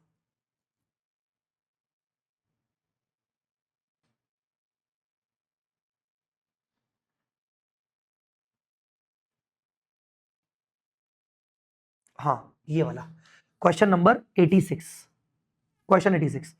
भाई कितने शेयर ऑप्शन है, 1000, 2000 एम्प्लॉइज के लिए। ठीक है, 1 अप्रैल 11 को दिया। ठीक है, वेस्ट कब होगा, 31 मार्च 14 में वेस्ट होगा, मतलब 3 इयर्स। ठीक है, 1 अप्रैल में डायरेक्टर ने कितना एस्टिमेट किया था कि 1800 एम्प्लॉइज एलिजिबल होंगे, would qualify. This estimate was amended to 1850 on 31 March 12, मतलब फर्स्ट ईयर के एंड में ही, क्योंकि आपका देखो 1 अप्रैल 11 पे स्टार्ट हुआ है, तो अगर आप टाइमलाइन बनाओगे तो 1 अप्रैल 11 पे स्टार्ट हुआ है, तो फर्स्ट ईयर एंड हो रहा है 31 मार्च 12, तो फर्स्ट ईयर के एंड में ही इंप्लॉय का हमारा एस्टिमेट बदल गया, तो हम एक्सपेंस 1850 के हिसाब से बनाएंगे, 1800 तो कुछ भी नहीं है। And further amended to 1840 employees on 31 March 13, मतलब सेकेंड ईयर में यहां 1850 था तो यहां 1840, तो यहां 1800। ठीक है, तो हम 1850 के हिसाब से फर्स्ट ईयर में बनाएंगे। अब देखो क्या बोल रहा है, फेयर वैल्यू जो ऑप्शन की है 1 अप्रैल की वो है 1.2, मतलब जो ओरिजिनल फेयर वैल्यू है ना वो है भाई वहां पर 1.2। अब देखो वो आपको इतनी सारी फेयर वैल्यू देके उलझाएगा जो कि आपको नहीं उलझना है। the fair value increased to 1.3 on 31st March 12, but due to challenging business condition the fair value declined thereafter. In September 12, when the fair value of the option was 0.9, director repriced modification the option and this caused the fair value to increase to 1.5. तो मैं आपको बताऊं 1.3 किसी काम की fair value नहीं है।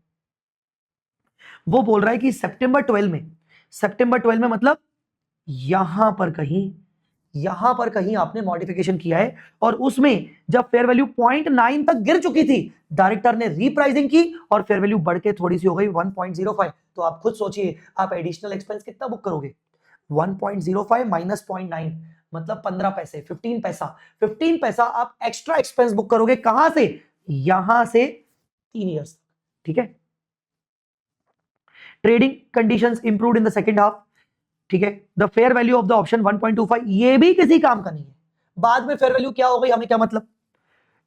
QA decided the additional cost incurred due to repricing should be spread over the remaining vesting period। हाँ सही है, रिमेनिंग वेस्टिंग पीरियड में होगा। The company has required. अब कैसे करेंगे, बहुत सिंपल। सबसे पहले आप खड़े हो फर्स्ट ईयर में, क्या फर्स्ट ईयर में आपने कोई रीप्राइसिंग किया? नहीं। तो फर्स्ट ईयर में आप एक्सपेंस कैसे बुक करोगे? 1850 एम्प्लॉइज मल्टीप्लाई बाय 1000 करो, कैलकुलेटर अगर होगा तो 1850,000 multiply by fair value 1.2 divided by 3 तो एक्सपेंस आ गया आपका 740। ये देखो एक्सपेंस आ गया आपका 740, आपने फर्स्ट ईयर एक्सपेंस बुक किया। ठीक है, 740 डन। उसके बाद अब आप आ रहे हो सेकेंड ईयर में आप दो अलग अलग एक्सपेंस बुक करोगे, ओरिजिनल और एडिशनल। पहले ओरिजिनल को कर लेते हैं, तो ओरिजिनल 1840 के हिसाब से बुक करोगे इन 2000 इंटू फेयर वैल्यू तो ओरिजिनल लेनी पड़ेगी। तो क्या क्या होगा 1840 into 1000 into 1.2 divided by 3 into 2 2 साल हो चुके हैं।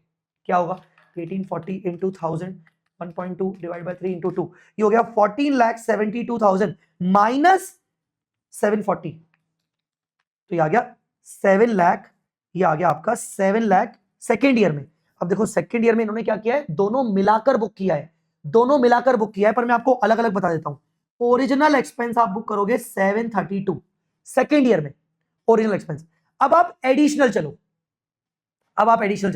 एडिशनल आप कब से बुक करोगे बॉस? एडिशनल आप सेकेंड ईयर के मिड से बुक करोगे।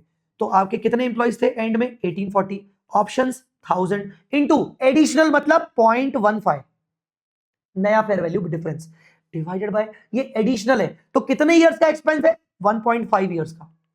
उसमें से सेकेंड ईयर के एंड तक कितना टाइम हो चुका है? 0.5। तो करो 1840 into 1000 into 0.15 1840,000 into 15 divided by 1.5 into 0.5 ये हो गया 92,000। तो हम 92,000 ये भी बुक करेंगे। अब इन दोनों का टोटल लगाओ 732 और 92 ये आ रहा है 824। मेरा ये दोनों का टोटल 824 आ रहा है, हम 824 बुक करेंगे। कुछ आया समझ में? फर्स्ट ईयर के सेकंड ईयर में 824 बुक किया और सेकंड ईयर के में बुक करने के बाद आपका क्यूमुलेटिव एक्सपेंस एसबीपी रिजर्व हो गया 1564। This way you need to record modification वाले एक्सपेंसेस। अब क्या बोल रहा है सर, आपने बोला कि मॉडिफिकेशन में एक्सरसाइज प्राइस डिक्रीज करते हैं ताकि इंप्लॉइज के फेवर में फायदा हो, ताकि हम एक्स्ट्रा एक्सपेंस बुक करें। सर अगर इसका उल्टा हो गया तो एआई, इसका उल्टा हो गया तो सर अगर एक्सरसाइज प्राइस इंक्रीज हो गई तो फिर क्या होगा? लेस बेनिफिट होगा इंप्लॉइज के लिए। हाँ, एंटिटी के फेवर में जाएगा मॉडिफिकेशन। हाँ, this modification shall be ignored and original plan shall be continued. मतलब ओरिजिनल को तो कंटिन्यू करना है, बाकी मॉडिफिकेशन इग्नोर करना है। प्रूडेंस कॉन्सेप्ट, हम ओरिजिनल एक्सपेंस तो बुक करते हुए चलेंगे। ठीक है, चलिए अब बात करते हैं अगले पॉइंट की, which is cancellation of equity settled options. Cancellation of equity settled options.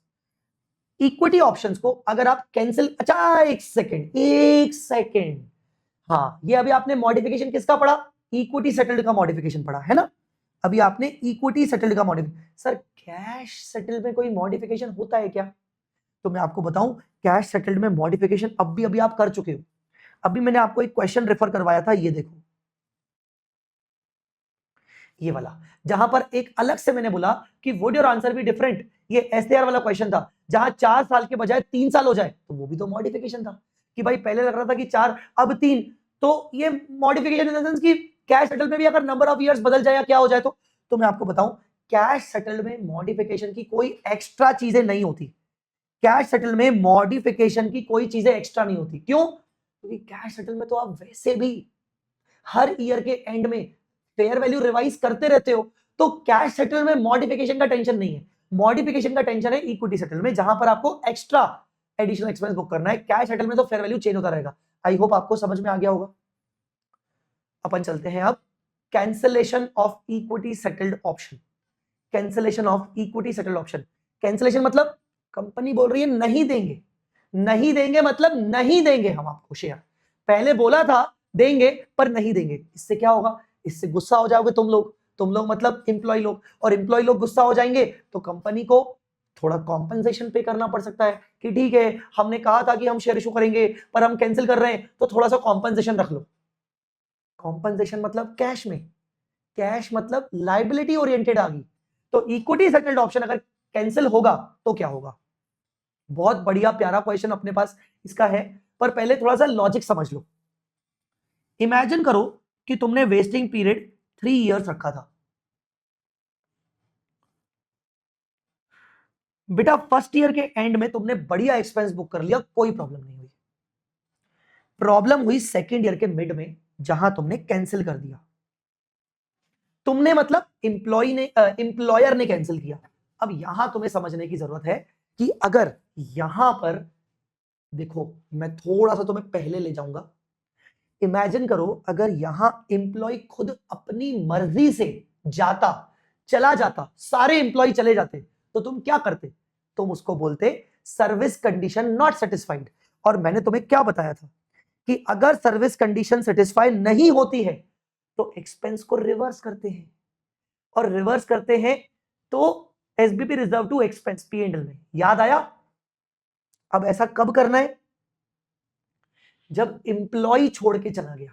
पर अब मैं बोल रहा हूं कि भाई एम्प्लॉय छोड़ के नहीं गया, एम्प्लॉयर ने कैंसिल किया।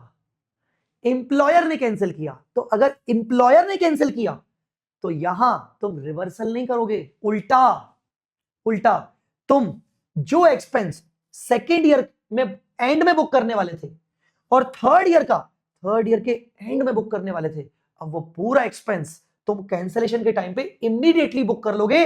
वेट, ये सोच के कि ऑप्शन अभी के अभी वेस्ट हो गया। सर पर ये तो गलत है, हम तो कैंसिल कर रहे हैं। नहीं ना बेटा, कैंसिल कर रहे हैं मतलब शेयर इशू नहीं करेंगे, पर कैश तो देना पड़ेगा ना कॉम्पनसेशन के रूप में। मतलब एनीवे मेरी जेब से कुछ तो जा रहा है ना, आउटफ्लो तो हो रहा है ना। पहले सोचा था शेयर जाएंगे, अब कैश जाएगा, और वो भी अभी जाएगा क्योंकि कैंसिल कर रहा हूं। कुछ आया समझ में? तो ये मत सोचना कि कैंसिल कर लिया तो काहे का एक्सपेंस। अरे नहीं बाबू, कैंसिल कर दिया तो बल्कि उल्टा उल्टा एक्सपेंस इमीडिएटली बुक करना पड़ेगा। I hope you got this point. तो इसी बेसिस पर मैं तुम्हें दिखाता हूं एक क्वेश्चन कैंसिलेशन का।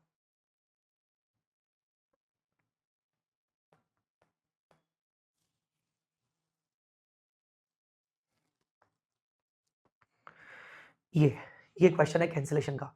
अब देखो कैंसिलेशन में क्या बोल रहा है, 1000 शेयर्स ईच एम्प्लॉय। कितने एम्प्लॉइज? 200 एम्प्लॉइज। ठीक है, उसके बाद आपका fair value of the option कितना? 18। ग्रांड डेट का फेयर वैल्यू 18। ठीक है, 90% of the employees are expected to vest the option. तो फर्स्ट ईयर के एंड में कैसे बुक करोगे? फर्स्ट ईयर के एंड में करोगे 200 का 90% मतलब 180 एम्प्लॉइज एक्सपेक्टेड है, और हर किसी को 1000 शेयर्स मिलेंगे, और फेयर वैल्यू है 18 rupees divided by number of years कितने? 3। तो करो 180 इंटू 1000 इंटू 18 डिवाइड बाय 3। तो आपने फर्स्ट ईयर में 10,80,000 का एक्सपेंस बुक कर लिया। फर्स्ट ईयर में आपने 10,80,000 का एक्सपेंस बुक कर लिया। ये देखो, ठीक है, सब बढ़िया चल रहा है, सब ठीक चल रहा है। 200 एम्प्लॉइज है, एक्सपेक्टेड है 90 एम्प्लॉइज अवेल करेंगे। ठीक है, सब बढ़िया, सब चंगा। अब बात करते हैं क्या हुआ। Company faced a severe crisis. Severe crisis आया सेकेंड ईयर में। It was decided to cancel the scheme cancel कर दो, नहीं देना है शेयर। हाँ, अब कैंसिल कर दिया तो मैंने आपको क्या बोला? कैंसिल कंपनी ने किया है, एम्प्लॉय ने नहीं। तो कंपनी ने किया कैंसिल, तो सेकंड ईयर में ये बोलते हुए कि भाई जो एक्सपेंस हम सेकंड ईयर के एंड में, थर्ड ईयर के एंड में बुक करते, अब वो पूरा आज ही बुक कर दो।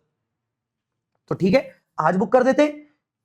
तो आज हमारे पास कितने इंप्लॉइज हैं कैंसिलेशन के टाइम पर?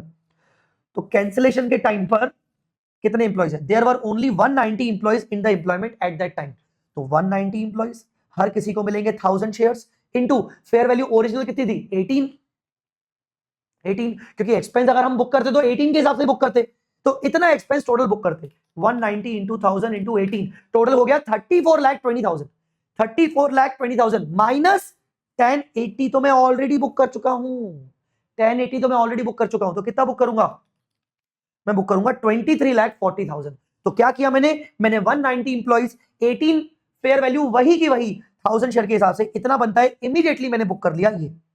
ठीक है, आई होप यहां तक समझ में आ गया। और बुक किया तो एंट्री क्या की होगी? Employee benefit expense to SBB reserve, employee benefit expense to SBB reserve. अब एसबीबी रिजर्व आपका दोनों का मिलाकर कितना हो गया? 34,20,000। ठीक है, अब क्या करेंगे? तो अब पढ़ो इसको।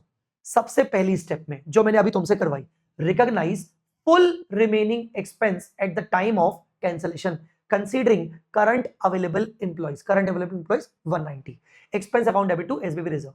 ठीक है, number of employees on cancellation date मतलब 190, नंबर ऑफ ऑप्शंस मतलब 1000, fair value on grant date हमारे केस में 18 माइनस एक्सपेंस ऑलरेडी रिकॉग्नाइज आपने कर दिया। स्टेप नंबर 1 आपने फुल रिमेनिंग एक्सपेंस बुक कर लिया।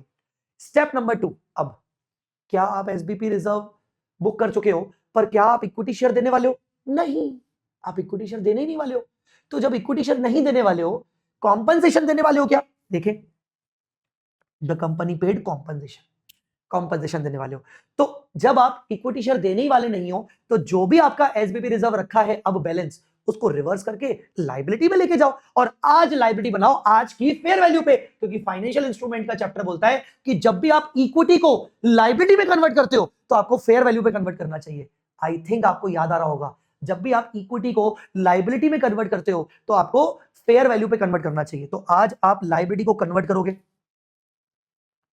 आज की फेयर वैल्यू है 12 रुपए, तो 12 रुपए पे 190 इंप्लॉइज के हिसाब से तो कितनी हुई? 190 into 1000 into 12, 12 rupees. 190 into 1000 into 12, तो ये हो जाएगी 22,80,000। तो आप 22,80,000 से एसबीबी रिजर्व को रिवर्स करके एसबीबी लायबिलिटी में लेके जाओगे। आपका एसबीबी रिजर्व रखा कितना था? 34,20,000 का। तो आपका ये देखो, एसबीबी रिजर्व 3420 टू एसबीपी लायबिलिटी 2280, बाकी का एसबीपी रिजर्व बच गया, तो बचे हुए को मान लो लैप्स कहा जाता है? रिटेन्ड अर्निंग में। ये तो पक्का पक्का आना चाहिए बेटा समझ में, मुझे जरूर बताना कमेंट करके कि ये आया कि नहीं। अब इसका दूसरा बता रहा हूं, दूसरा इफेक्ट क्या होगा। अगर मान लो आपके पास एसबीपी रिजर्व 3420 है और मान लो आपकी लायबिलिटी 3420 से ज्यादा आती, तो ये देखो एसबीपी रिजर्व अकाउंट डेबिट 3420 और लायबिलिटी मान लो आपको बनानी पड़ती 3500, तो इसका मतलब आप एक्स्ट्रा लायबिलिटी पीएनएल से स्पेशली बनाते। पर हमारे इस क्वेश्चन में आप लायबिलिटी बना नहीं रहे हो, उल्टा लायबिलिटी आपकी कम हो, लायबिलिटी बना रहे हो पर बाकी की बच रही है एसबीबी रिजर्व, उसको रिवर्स कर रहे हो। ठीक है, तो आपने रिवर्स करना पड़ेगा। तो जल्दी बताओ, 34,20,000 माइनस 2280, तो 1140 आपको रिवर्स करना पड़ेगा। ठीक है, 1140 आपको रिवर्स करना पड़ेगा, कुल मिला के ऐसी एंट्री डालनी पड़ेगी। अब लास्ट में क्या करोगे? आपकी लायबिलिटी कितनी बन चुकी है? 2280। अब आप लायबिलिटी को पे कर दोगे। चेक करो आप लायबिलिटी कितना पे कर रहे हो। ओहो, आप लायबिलिटी पे कर रहे हो 13.5, तो 13.5 से लायबिलिटी पे कर रहे हो। आपने बनाई कितनी थी? बनाई थी आपने 2280 के हिसाब से, 12 रुपीज के हिसाब से। तो यहां देखो एसबीपी लायबिलिटी 2280, पेमेंट कर रहे हो आप 1350 के हिसाब से, 13.5 इंटू 190 इंटू 1000, मतलब पेमेंट कर रहे हो आप 2565 के हिसाब से। बाकी डिफरेंस आप डाल दोगे गेन लॉस पीएनएल में, बाकी आप डाल दो। ये देखो 2565 और 2280, तो 285 आपका चला जाएगा पीएनएल में। I hope you got the point. ये था आपका कैंसिलेशन, ये था आपका कैंसिलेशन, समझ में आ गया?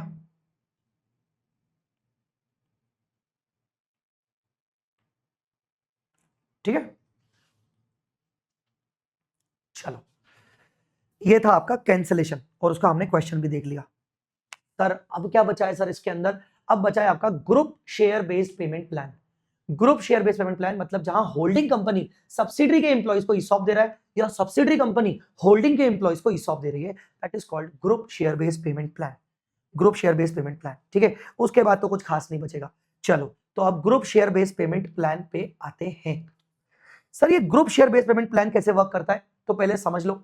एग्जांपल के तौर पर announced by holding company for the employees of subsidiary. अब इसमें ना कुछ इंपॉर्टेंट रूल्स लॉजिक्स पहले याद रख लो। मैं हूं होल्डिंग, तुम हो एम्प्लॉय, तुम हो सब्सिडरी। मैं तुम्हारे एम्प्लॉइज के लिए ईसॉप दे रहा हूं।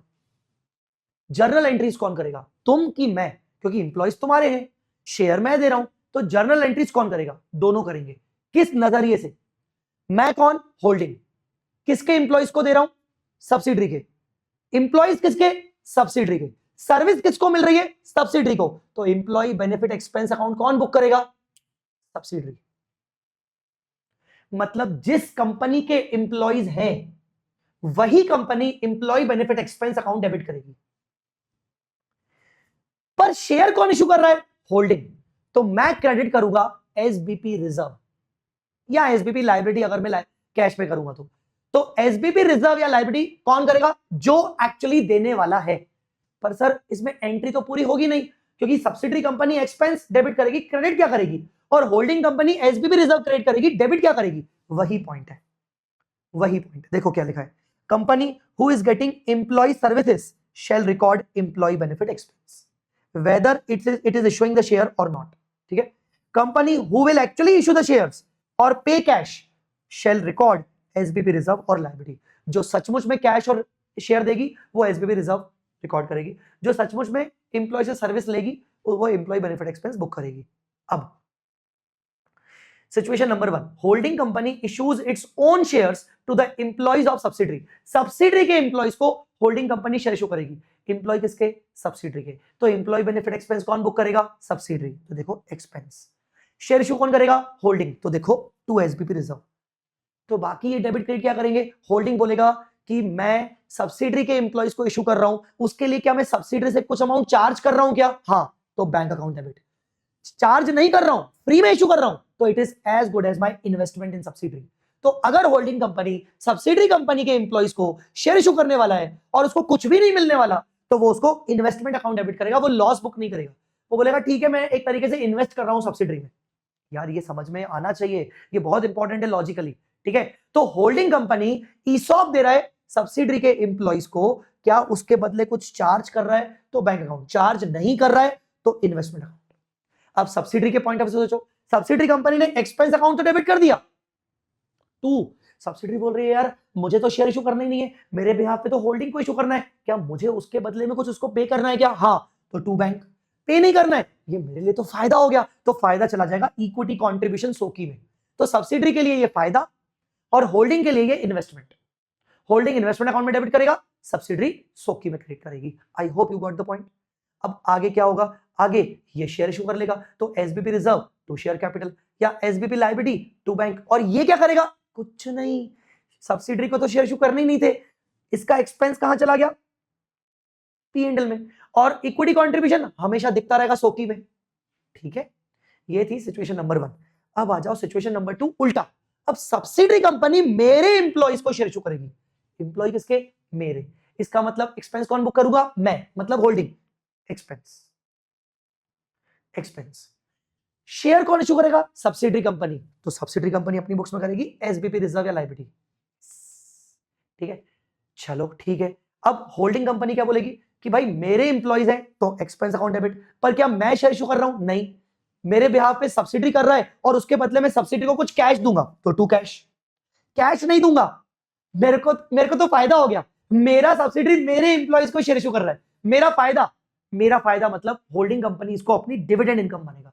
तो अगर होल्डिंग कंपनी के एम्प्लॉइज को सब्सिडरी कंपनी शेयर इशू कर रही है और होल्डिंग को फायदा हो रहा है, तो होल्डिंग का फायदा मतलब होल्डिंग बोलेगा मुझे एक तरीके से सब्सिडरी से इनडायरेक्टली डिविडेंड मिल गया, और होल्डिंग उसको अपने पी&एल में लेके जाएगा। और सब्सिडरी भी उसको डिविडेंड मानेगी कि मैंने एक तरीके से अपने होल्डिंग कंपनी को डिविडेंड डिस्ट्रीब्यूट कर दिया, तो वो उसको डेबिट करेगी डिविडेंड अकाउंट।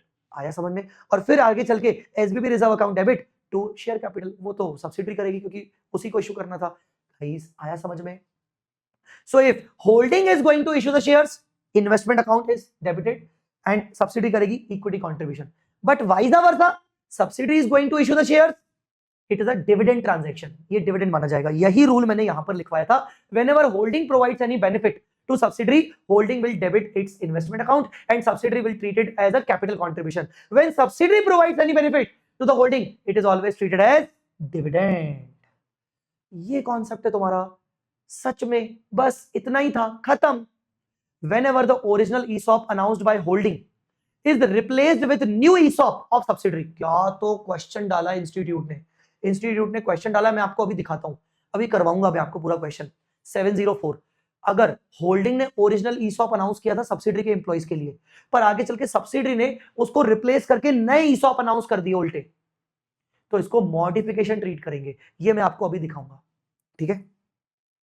कॉन्सेप्चुअली अगर देखें तो लास्ट पॉइंट है कि सर अभी तक तो हम इंप्लॉय खेलते आ रहे हैं, ठीक है सर। अगर हम एसबीबी ट्रांजैक्शन अदर पार्टीज के साथ करेंगे, सप्लायर के साथ, तो क्या होगा, जैसे गुड्स परचेज करने के लिए, असेट परचेज करने के लिए, सर्विसेज लेने के लिए, तो हम शेयर्स के फॉर्म में पेमेंट करेंगे, तो सर उसको मेजर कैसे करेंगे, how to measure that transaction, क्योंकि अभी तक इंप्लॉइज थे, तो इंप्लॉइज में कैसे मेजर कर रहे थे, fair value of the option, grant date वाली, या फिर कैश के केस में एवरी बैलेंस शीट डेट वाली। पर इन ट्रांजैक्शन में फेयर वैल्यू क्या मेजर करेंगे, first priority fair value of goods services assets purchased, fair value of option नहीं, जो चीज तुम परचेज कर रहे हो उसी की फेयर वैल्यू पे इस ट्रांजैक्शन को रिकॉर्ड करोगे, और अगर वो नहीं मिल रही या डिटर्मिनेबल नहीं है या रिलायबल नहीं है, तो फेयर वैल्यू ऑफ ऑप्शन तो तुम्हारे पास है ही सही, जो भी शेयर तुम इशू कर रहे हो उसी की फेयर वैल्यू, ठीक है।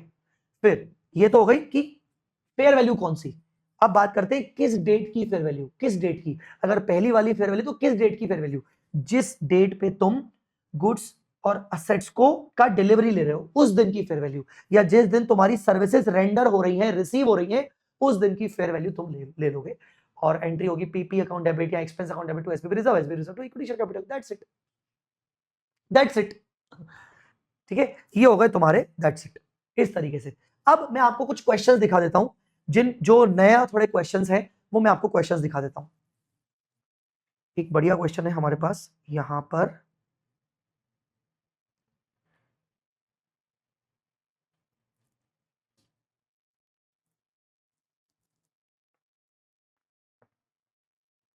ये वाला, ये होल्डिंग सब्सिडरी वाला ये क्वेश्चन, ठीक है ना। ये क्वेश्चन मैं अभी आपको दिखाता हूं कि भाई कैसे होगा।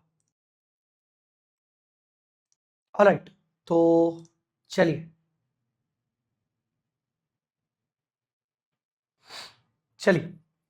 ये क्वेश्चन करवाता हूं, आपको बड़ा मजा आएगा, बहुत बढ़िया लगेगा आपको ये क्वेश्चन।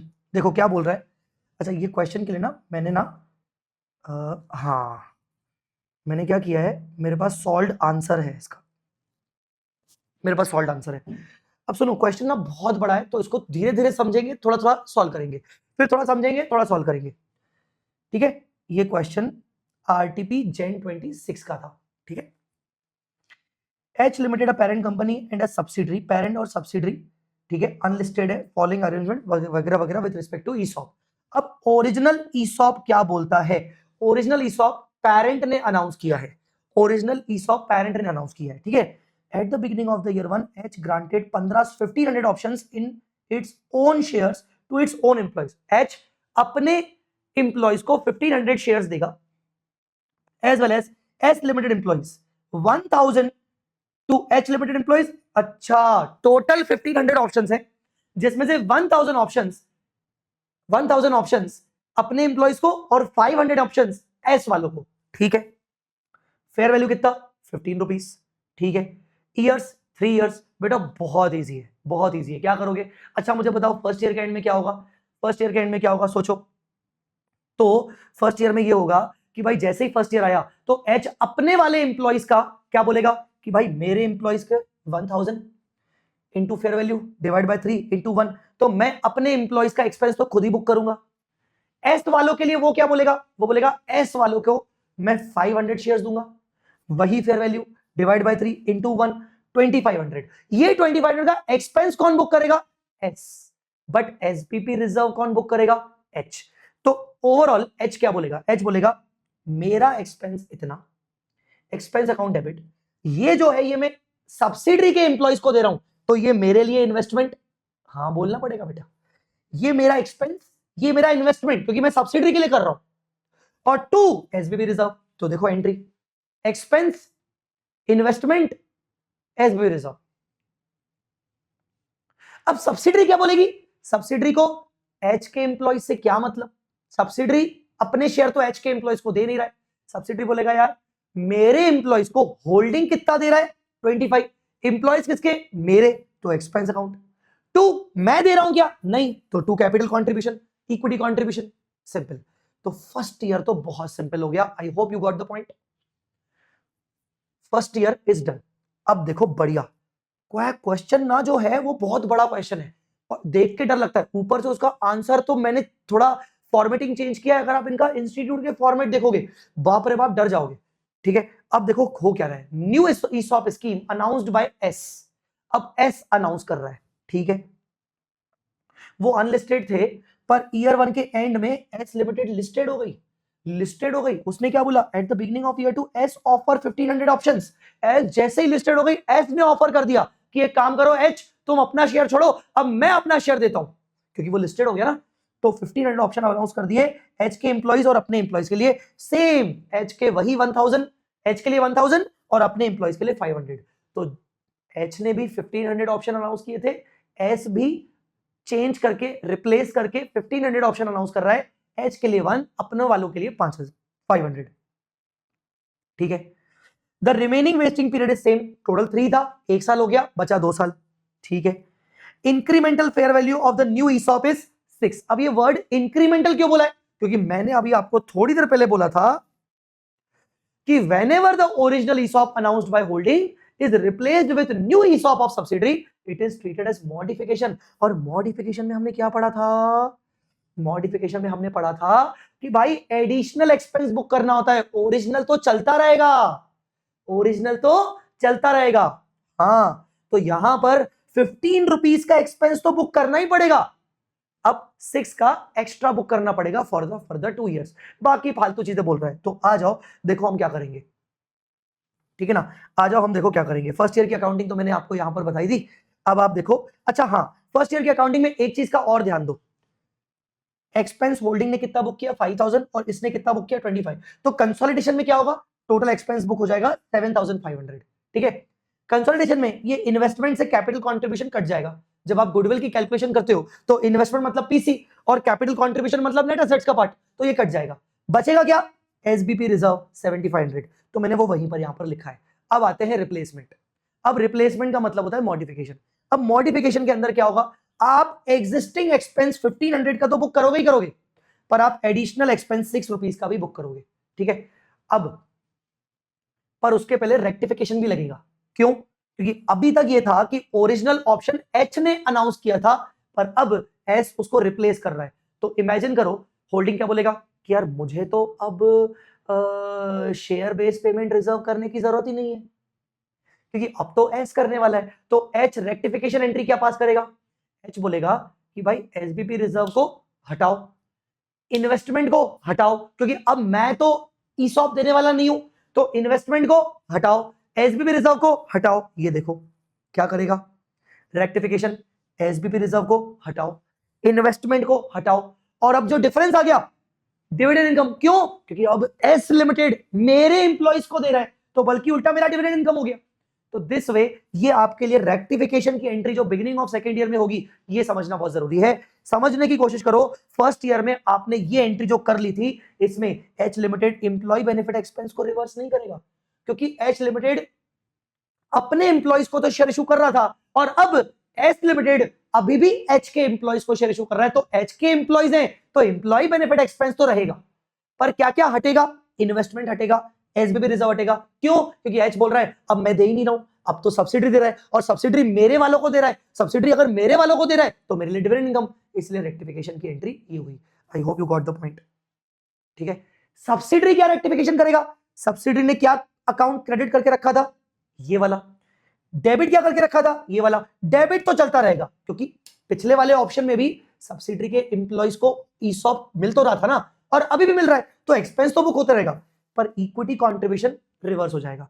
तो इक्विटी कंट्रीब्यूशन आपका रिवर्स हो जाएगा, और ये डिविडेंड डेबिट करेगा, क्योंकि ये डिविडेंड अगर इनकम बुक कर रहा है तो ये एक्सपेंस बुक करेगा। ये बोलेगा यार सब्सिडी बोलेगा मैं होल्डिंग वालों को दे रहा हूं तो मैं डिविडेंड डिस्ट्रीब्यूशन मानूंगा टू एसबीपी रिजर्व, और एसबीपी रिजर्व ये इसलिए बुक करेगा क्योंकि अब इसकी जिम्मेदारी है शेयर इशू करना।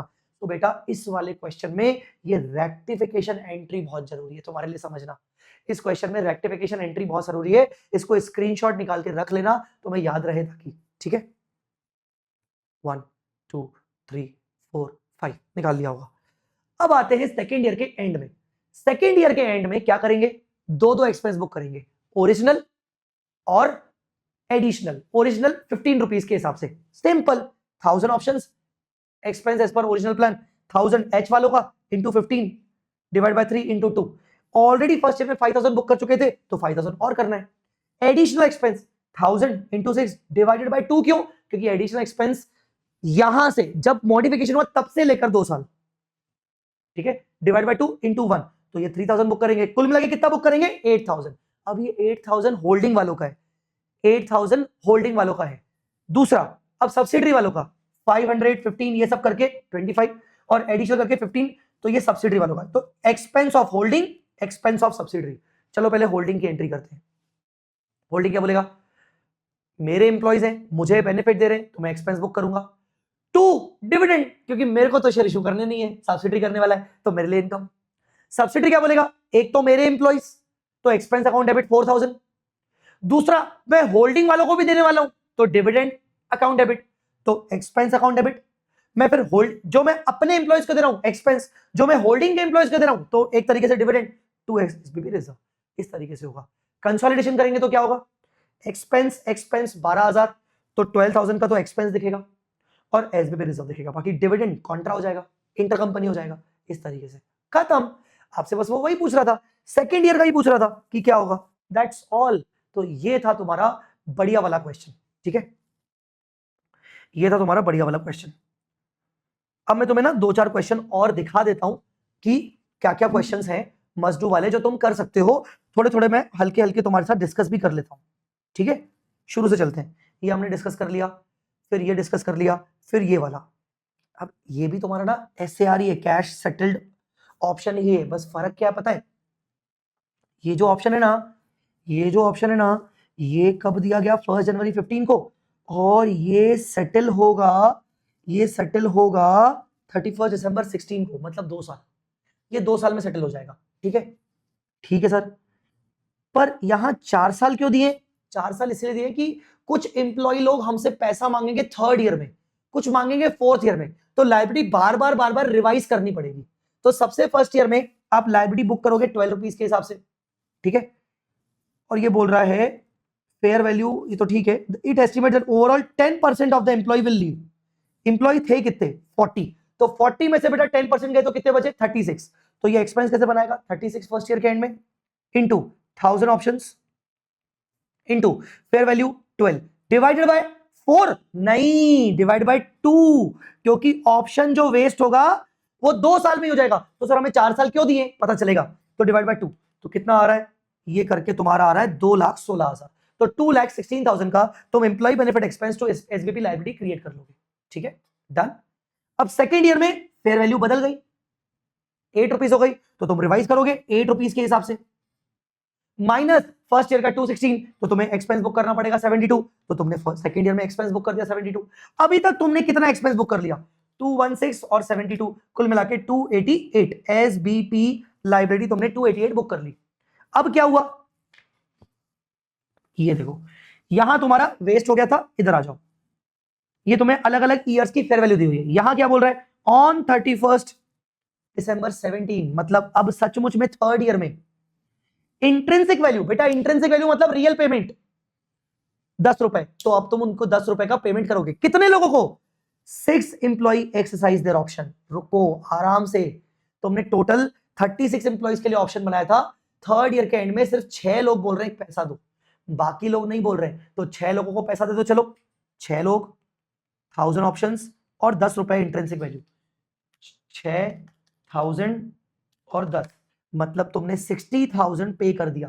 कितनी लाइबिलिटी में से 288 की लाइबिलिटी में से 60,000 पे कर दिया, माइनस करो 288 में से 60 गया, कितना बचा 228 बचा। अब इसको रिवाइज करो, क्योंकि fair value eight the and 13 रुपए हो चुकी है बाबू, 13 रुपए हो चुकी है, तो तुमने जो लाइबिलिटी सेकेंड ईयर तक 288 बनाई थी उसमें से तुमने 60 पे कर दी तो तुम्हारी 228 बची, पर फेयर वैल्यू है 13। तो इसको रिवाइज करो 13 के हिसाब से, 30 इंप्लॉइज 1000 इंटू 13 रुपीज,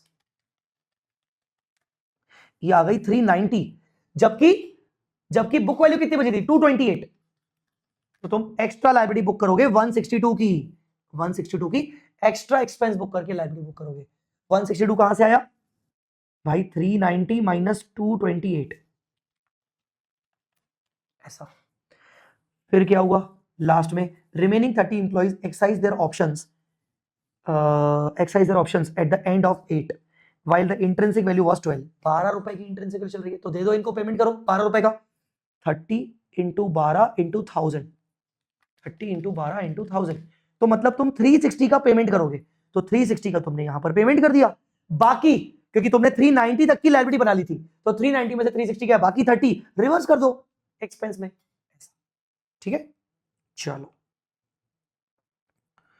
बेटा, ये जो क्वेश्चन है ना, ये मैंने जानबूझ के रखा है, ग्रेडेड वेस्टिंग का क्वेश्चन है, ज्यादा टेंशन मत लेना इसमें। पता है इसमें क्या है, इसमें ना 3 अलग अलग ग्रुप्स बनाए गए हैं, ग्रुप 1, ग्रुप 2 और ग्रुप 3 का है, ग्रुप 2 और ग्रुप 3, 3 ग्रुप्स में इस क्वेश्चन को सॉल्व करना है।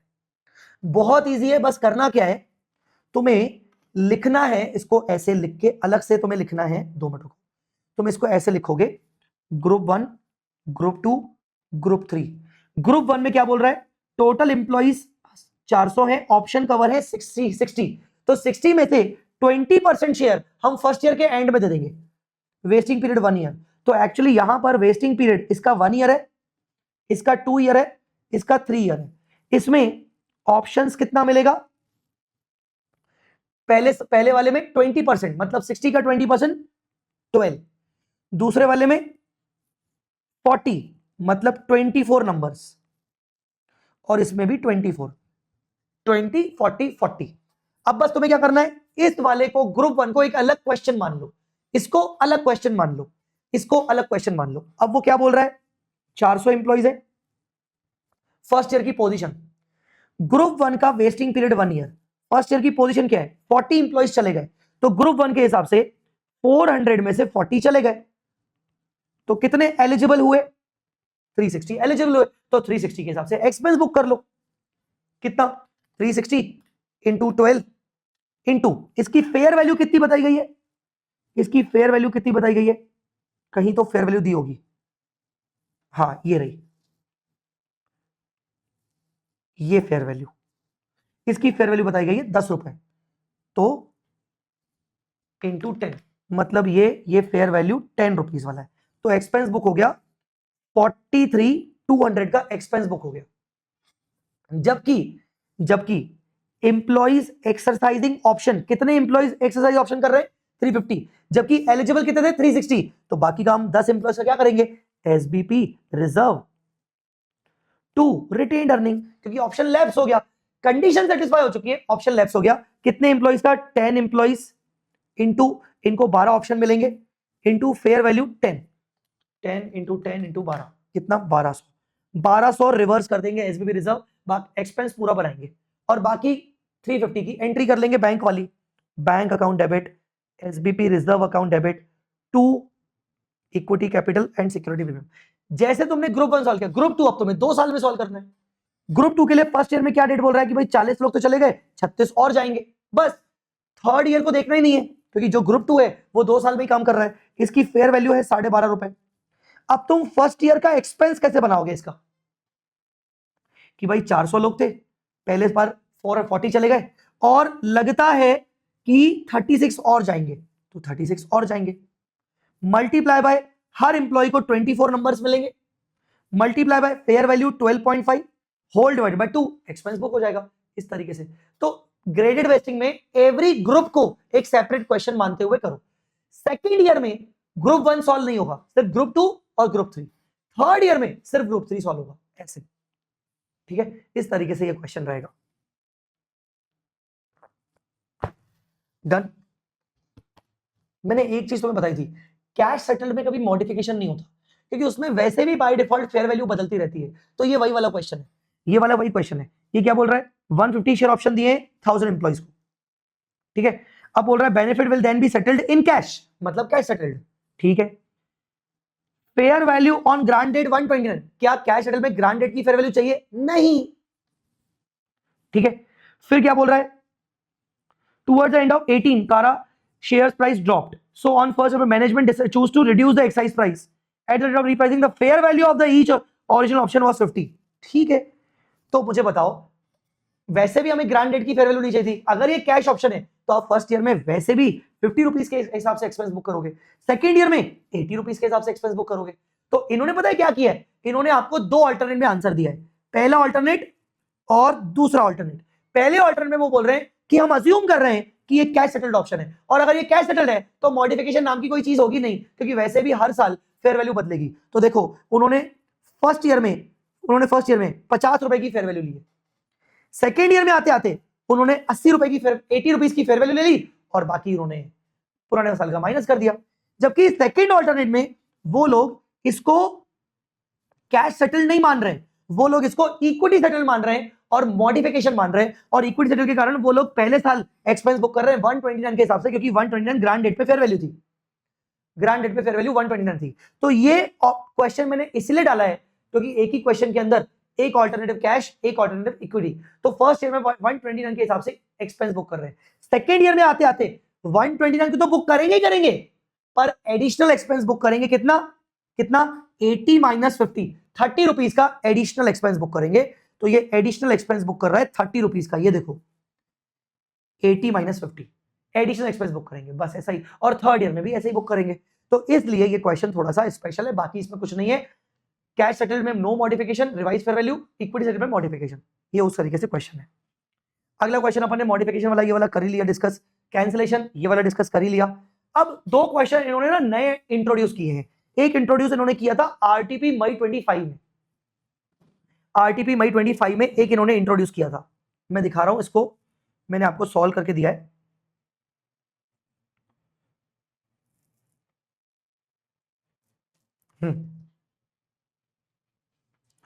तो आरटीपी मई 25 में एक क्वेश्चन इंट्रोड्यूस हुआ था, और आरटीपी सितंबर 25 में भी एक क्वेश्चन इंट्रोड्यूस हुआ था, और उसके बाद ये वाला क्वेश्चन आरटीपी जनवरी 26 जो अभी हमने किया, ठीक है। दो क्वेश्चन बचे, 10 मिनट है, 10 मिनट में सुन लो कि क्या होगा। दोनों क्वेश्चन बहुत इजी है, बहुत इजी है। देखो क्या करना है, क्वेश्चन में बोल रहा है कि भाई कुल मिला के 5 इयर्स का टर्म है, employees are required to work for entity for 5 years, ठीक है। They will receive a cash, cash मिलेगा मतलब cash settled, equal to the value of the entity share, ठीक है। If the entity achieves a successful IPO during the 5 year, the employ will receive free shares. अच्छा, अगर entity का IPO नहीं आया तो कैश मिलेगा, अगर एंटिटी का आईपीओ आया तो शेयर मिलेगा। दो बातें हो गई, आईपीओ नहीं आया तो कैश मिलेगा, आईपीओ आया तो शेयर मिलेगा। अरे यार सर ये तो इक्विटी विद कैश अल्टरनेटिव है ना, है ना। तो शुरू में देखें अब इन क्या हो रहा है। No employees are expected to leave the entity, employees कोई नहीं जाएंगे, एम्प्लॉयज हमारे पास जितने हैं उतने रहेंगे, ठीक है। At the date of the award, अब तुम इस लाइन को पढ़ो, at the date of the award and till the end of the second year it was not probable a successful IPO would occur. ऐसा लग रहा है कि आईपीओ नहीं आएगा, तो सोच के बताओ अगर आईपीओ नहीं आएगा तो क्या मिलेगा, कैश। तो फर्स्ट ईयर में लग नहीं रहा है कि आईपीओ आएगा, सेकंड ईयर में लग नहीं रहा है कि आईपीओ आएगा, तो क्या मानेंगे फर्स्ट ईयर में अकाउंटिंग, सिर्फ कैश सेटल्ड। तो देखो कैसे सॉल्व किया है। Grant date also in first and second year entity does not expect a successful IPO, hence the award may be settled in cash। और कैश सेटल होता तो बेटा क्या करते हो, रिवाइज फेयर वैल्यू। तो इसीलिए आप ग्रांट डेट की फेयर वैल्यू नहीं लोगे, आप ग्रांट डेट की फेयर वैल्यू नहीं लोगे, क्योंकि जो ग्रांट डेट की फेयर वैल्यू है वो है बाबूजी 1000, इक्विटी सेटल्ड 1000 ग्रांट डेट की फेयर वैल्यू है। पर आप तो कैश सेटल मान रहे हो, तो आप फर्स्ट ईयर के एंड में कितना एक्सपेंस बुक करोगे, 50 रुपीज के हिसाब से। तो 50 कुल मिला के नंबर ऑफ ईयर्स 5, तो आप 10 रुपीज का एक्सपेंस बुक करोगे। सेकेंड ईयर में फेयर वैल्यू कितनी हो गई, 500, तो क्या करोगे 500 2 साल हो गए इंटू 2 डिवाइड बाय 5 माइनस पिछले साल का, आप सेकेंड ईयर में बुक करोगे 190। अब थर्ड ईयर में क्या हुआ, at the end of third year successful IPO becomes probable, ऐसा लग रहा है कि आईपीओ आएगा। Management expect it to occur in the year 4। अरे वाह, आईपीओ आएगा तो मुझे बताओ अब ये क्या हो गया, अब ये कैश सेटल से कन्वर्ट होके इक्विटी सेटल हो गया, और अगर ये इक्विटी सेटल हो गया तो अब मुझे इक्विटी सेटल की अकाउंटिंग करनी पड़ेगी, मुझे एसबीपी लायबिलिटी को रिवर्स करना पड़ेगा, और मुझे ग्रांड डेट फेयर वैल्यू की अकाउंटिंग करनी पड़ेगी। तो ये देखो मैंने क्या किया, थर्ड ईयर में ये सब मैंने अभी बता दिया। तो थर्ड ईयर में एक्सपेंस निकाल लेते हैं, किस हिसाब से, 1000 रुपीज के हिसाब से। क्यों, क्योंकि 1000 रुपीज अब ग्रांड डेट की फेयर वैल्यू इक्विटी वाली थी, तो 1000 के हिसाब से तीसरा साल हो चुका है, तो into 3 divide by 4, divide by 4 क्यों, क्योंकि वो बोल रहा है management expect it to occur in the fourth year, तो उस हिसाब से मेरा expense 1000 multiply by 3 divide by 4 minus 200, 200 minus क्यों, ये दोनों फर्स्ट ईयर और सेकंड ईयर के खर्चे, 550 मुझे एक्सपेंस बुक करना चाहिए, ठीक है। और सेकंड ईयर तक मैंने एसबीपी लायबिलिटी बुक कर रखा है, उसको भी रिवर्स करूंगा, तो देखो एंट्री क्या करूंगा, देखो जी एंट्री क्या करूंगा, थर्ड ईयर में मैं एक्सपेंस बुक करूंगा थर्ड ईयर में 550 टू एसबीपी रिजर्व, और जो मैंने पिछले 2 साल के एक्सपेंस बुक कर रखे थे लायबिलिटी से, उस लायबिलिटी को रिवर्स करके रिजर्व में लेके जाऊंगा, और जब भी लायबिलिटी रिजर्व में जाती है तो फेयर वैल्यू नहीं होती, जो कैरिंग अमाउंट होती है उसी पे जाती है। ये फाइनेंशियल इंस्ट्रूमेंट की बात बता रहा हूं, अगर इक्विटी लायबिलिटी में जा रही है तो वो रीवैल्यू होगी, क्योंकि लायबिलिटी बन रही है, लायबिलिटी रीवैल्यू होती है, पर अगर लायबिलिटी इक्विटी में जाता है तो वो रीवैल्यू नहीं होता है, तो इसीलिए वो सेम अमाउंट पे चली गई। फोर्थ ईयर आया, फेयर वैल्यू स्टिल 1000 ही लोगे, अब तुम्हें ये और ये मतलब ही नहीं ना, क्योंकि कैश तो देना ही नहीं है, तो स्टिल 1000 के हिसाब से तुमने फोर्थ ईयर का 1000 माइनस 750 ऑलरेडी बुक कर चुके हो, 750 फर्स्ट ईयर का 10, सेकंड ईयर का 190, 200, थर्ड ईयर का 550, तो 750 बुक कर चुके हो, लास्ट ईयर का 250, तो 250 लास्ट ईयर का बुक करो, खत्म करो, इक्विटी कैपिटल दे दो, खत्म। ये था तुम्हारा नया वाला क्वेश्चन आरटीपी 25 का। इसी तरीके से, लगभग इसी तरीके से तुम्हें क्वेश्चन नंबर 406 भी सॉल्व करना है, लगभग ऐसा ही कुछ दे रखा है 406 में,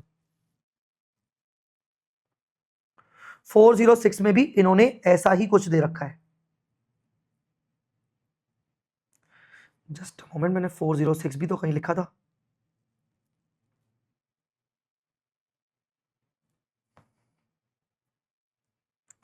चलो मुझे मिल नहीं रहा है, तो 406 इसी तरीके से है, एक बार तुम ट्राई कर लेना और तुम्हें समझ में आ जाएगा कि 406 कैसे होगा, बहुत इजी है, बहुत इजी है 406, you can try it out, अगर कोई डाउट है तो you can ask me. So guys, this way we have done our share based payment, and the best part of this lecture पता है क्या, कि we revised the entire topic from these handwritten that's notes and we covered the questions. The best part was कि भाई concept भी सही जगह से रिवाइज हो गए और क्वेश्चन भी अच्छे हमारे रिवाइज हो गए। 406 तुम एक बार करके देखना, ठीक है। सो इसी के साथ मैं कह सकता हूं कि हमारा इंड AS 102 बहुत बढ़िया तरीके से हो गया स्वाहा।